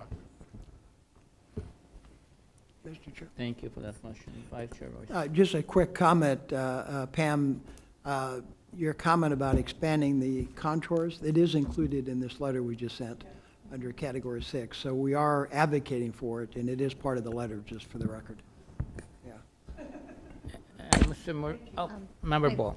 I just want to follow up on the preschool, too, as Jean was just saying, so there is a pot of money for that the airport has within the 65 decibels. Could that possibly be used for the preschool, even though it doesn't qualify for the FAA program? No, there's reasons for that. One is that it was originally a tile store, as he said, so it wasn't a school. And when it did convert to being a preschool, and if I get this wrong, correct me, but when it converted to be a preschool, it was past the 1998 date that the FAA has set. And the reason they set that date is that it should be known by now that there's aircraft noise in the area, and it was your choice to build that school there. And so the FAA does not want to spend money to, because think about it, you could go out right now, build a school inside the 65, go ask the FAA for sound insulation money. That's not what the purpose is. The purpose is to take care of those things that didn't exist prior to knowledge of that aircraft noise exposure. Okay, thank you. Thank you. Supervisor Pine. It's clear that the schools don't qualify for new insulation, but it's not clear to me what the quality of the existing insulation is. I mean, what's the actual learning environment like in these schools? I mean, is the, to what degree are they really impacted by the noise? That is a great question.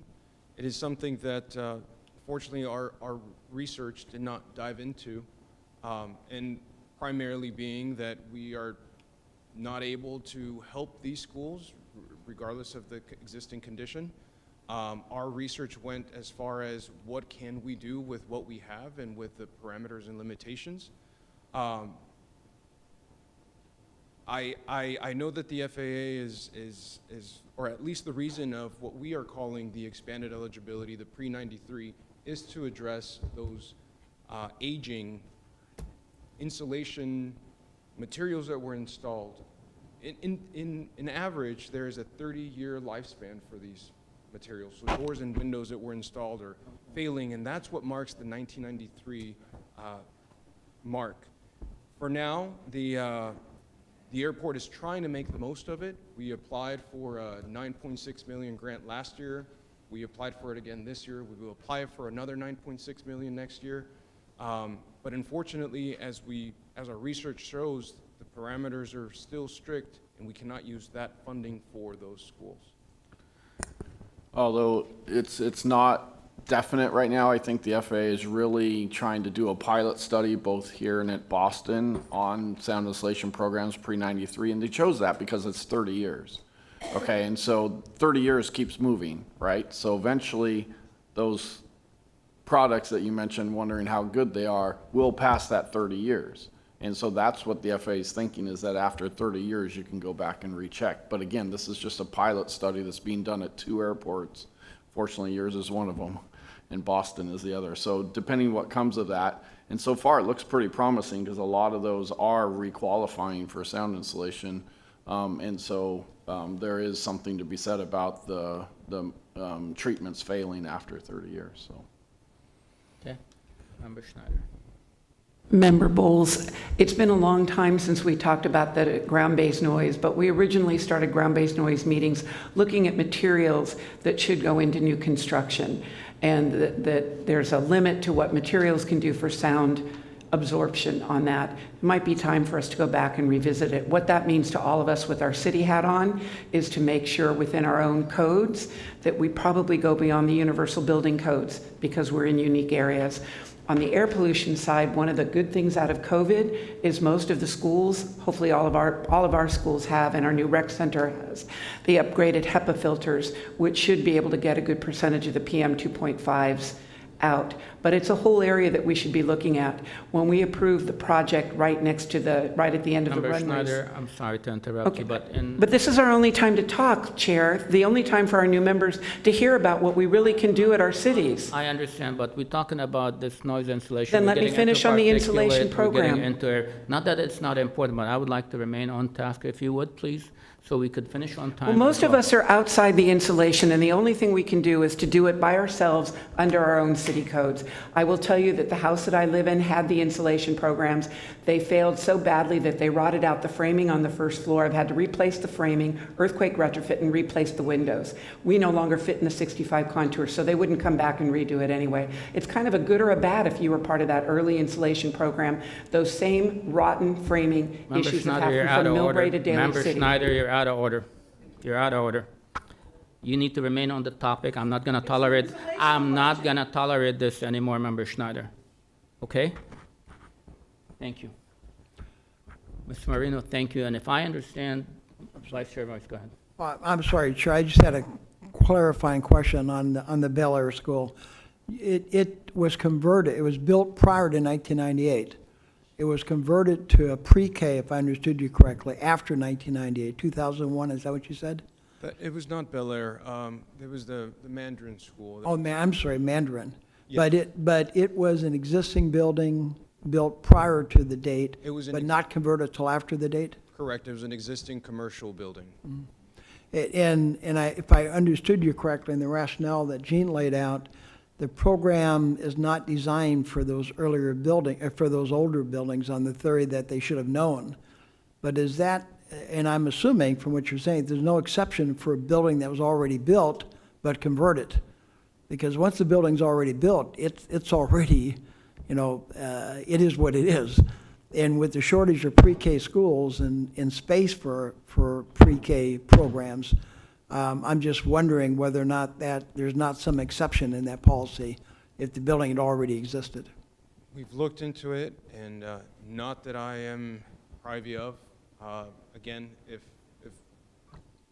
Mr. Rendell has any additional information, I mean, we've done our thorough research, we've checked with multiple, we've scrubbed the AIP handbook, which has these parameters set, and we could not find anything that would allow us to proceed.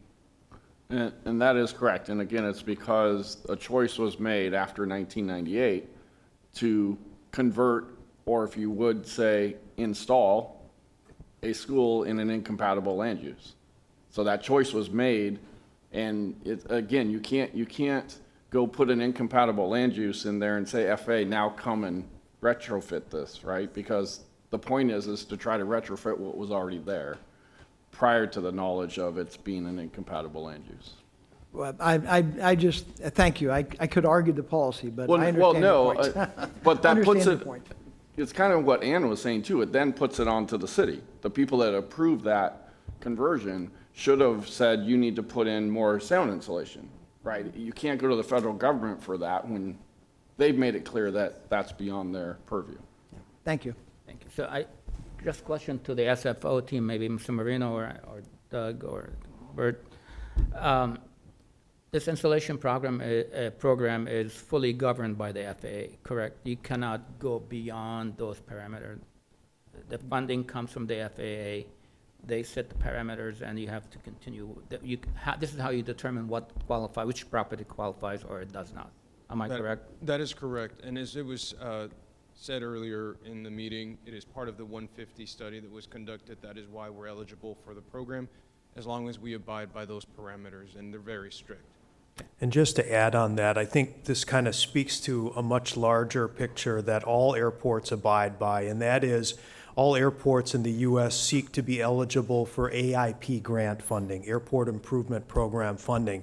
This is what all major airports rely on to maintain their runways and their taxiways, and it's a broad set of rules that govern so many aspects of how airports operate. And this is, for us, this is like breathing, following these AIP guidelines. And what Luis is talking about is just a small fraction of it. But, you know, when Al was talking about some of the provisions in this letter to the FAA, you know, one of the interesting ones is this concept of being able to provide a financial incentive to airlines to operate noise procedures. And immediately my thought went to the fact that, you know, that's not possible today because that would violate the existing rules by which airports are governed. But if there is a possibility to open the door for that, that creates a whole world of interesting outcomes. But obviously there'd probably be a lot of discussion around that as well, shall we say. No question. Thank you. Thank you, Mr. Yekel, for that. Chairman, Member Ford. one brief comment, what Mr. Yekel said.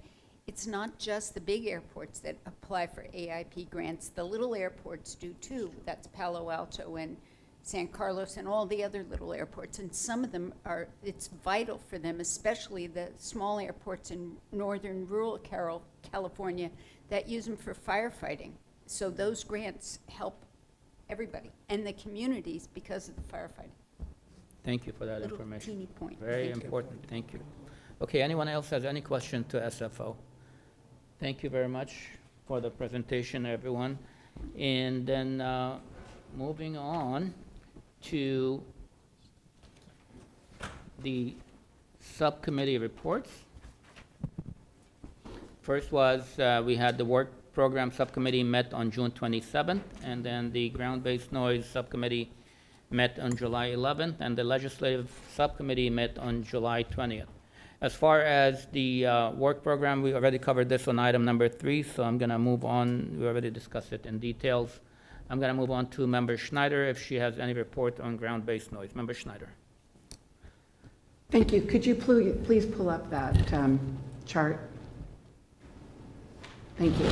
So ground-based noise met, and we were missing member Ortiz from Burlingame, but looked at this map. If you can see these two green sections, and thank you for the creativity of Kathleen and Jean, this is where we think low-frequency noise runs from the edges at a 45-degree angle off of a jet. So in those green areas, and this, you can't see, it was in your packet last month, so if you go and check your last month packet, it turns out that Monitor 8 and Knight and Millbrae are not in the right places to capture the low-frequency noise off of that. And Burlingame and, is it Burlingame number 10, is also not in the right place to capture the noise that we think is coming off the planes during departure. When we met, and it was myself and Member Royce and staff, we looked at potential areas to set up temporary noise monitors that will go out in September, and we identified an area on Rollins Road to try to capture the fact that you're building a lot of new housing there, and to try to capture that. Just on the side, I swim at prime time, and I can hear the noise hitting Burlingame from 28 departures, as well as runway 1 departures. So we're trying to capture that.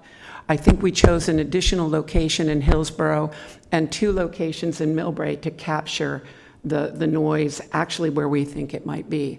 I had argued, hate to go back into history, argued not to move Monitor 8, which the airport wanted to move because it's capturing a lot of, I don't know what's the right term, regional noise. The train is there, the freeway is there. But I didn't want to do it because we'd lose historical data. But now that we have both the A and the C-weighted noise, I think it makes sense for those of us in the close-in communities to look at where our existing monitors are and make sure they're actually in the right place to capture the noise, so that if the FAA does change its metrics, we actually have noise that will prove those metrics. So with luck, we will get those new addresses to Bert, and the testing will start in September. I can't remember, I didn't bring my notes from that meeting. I'm hoping we're going to try to catch Labor Day, which would be a busy flight weekend. but I'm not sure if we're going to make it. Will we make it, Bert? It's getting close.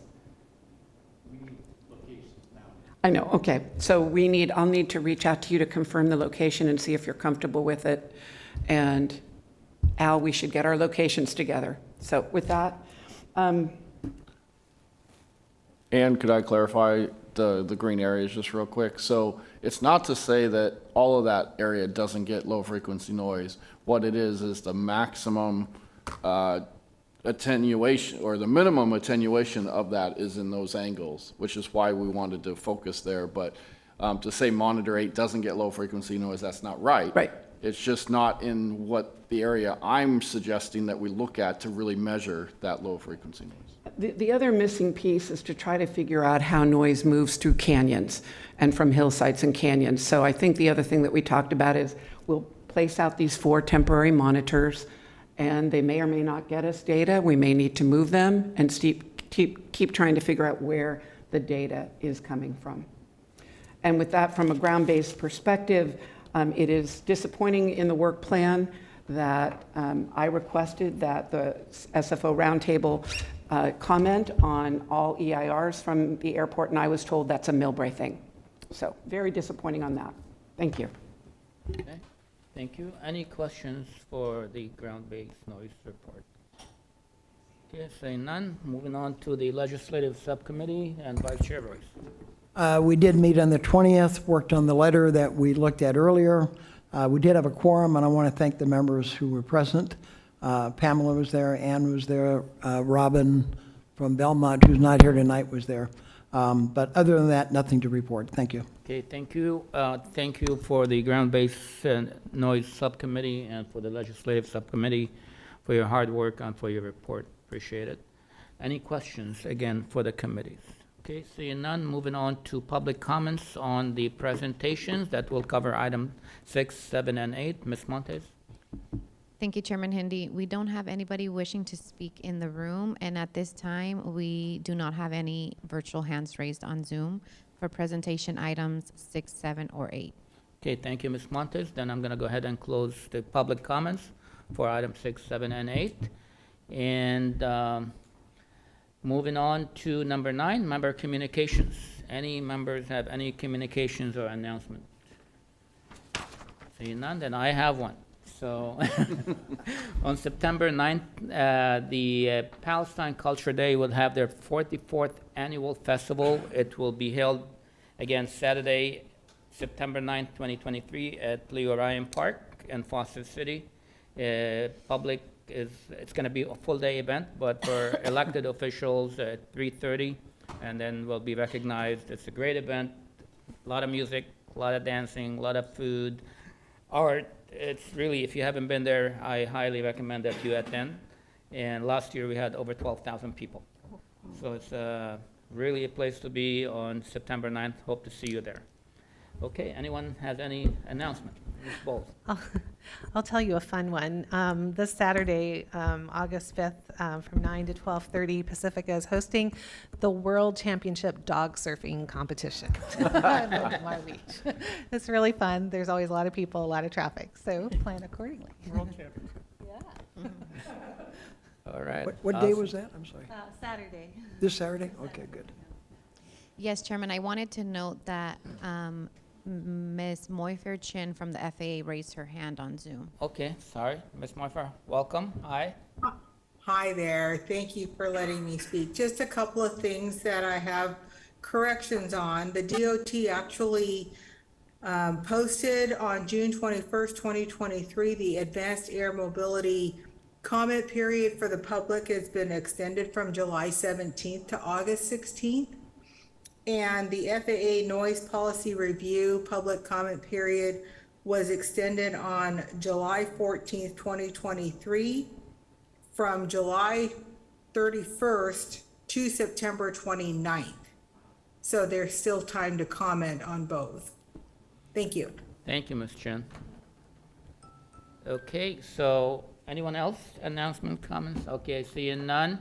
I want to thank everyone for being with us today. I think it was a very productive meeting, especially with the legislative work, legislative committee work. Thanks to staff for all the hard work that you do. Angela, I know she does a lot of work behind the scene, but make things for us work like look like seamlessly, but a lot of work that's being done. Thank you, Angela, for all the hard work you do. Kathleen, again, thank you. I know Kathleen, for those of you who don't know, is a part-time, but she puts more hours than, I know for a fact, than what she's supposed to, or what she gets paid for. So thank you for that. Jean, again, thank you for all your help. Appreciate it. Thank you, everyone. Remember, our next meeting is going to be Wednesday, October 4th, same place. With that, we're moving to adjourn if there are no objection. Thank you. Thank you. This meeting is adjourned. Thank you for all your hard work. I appreciate it. Yes, sir. Thank you.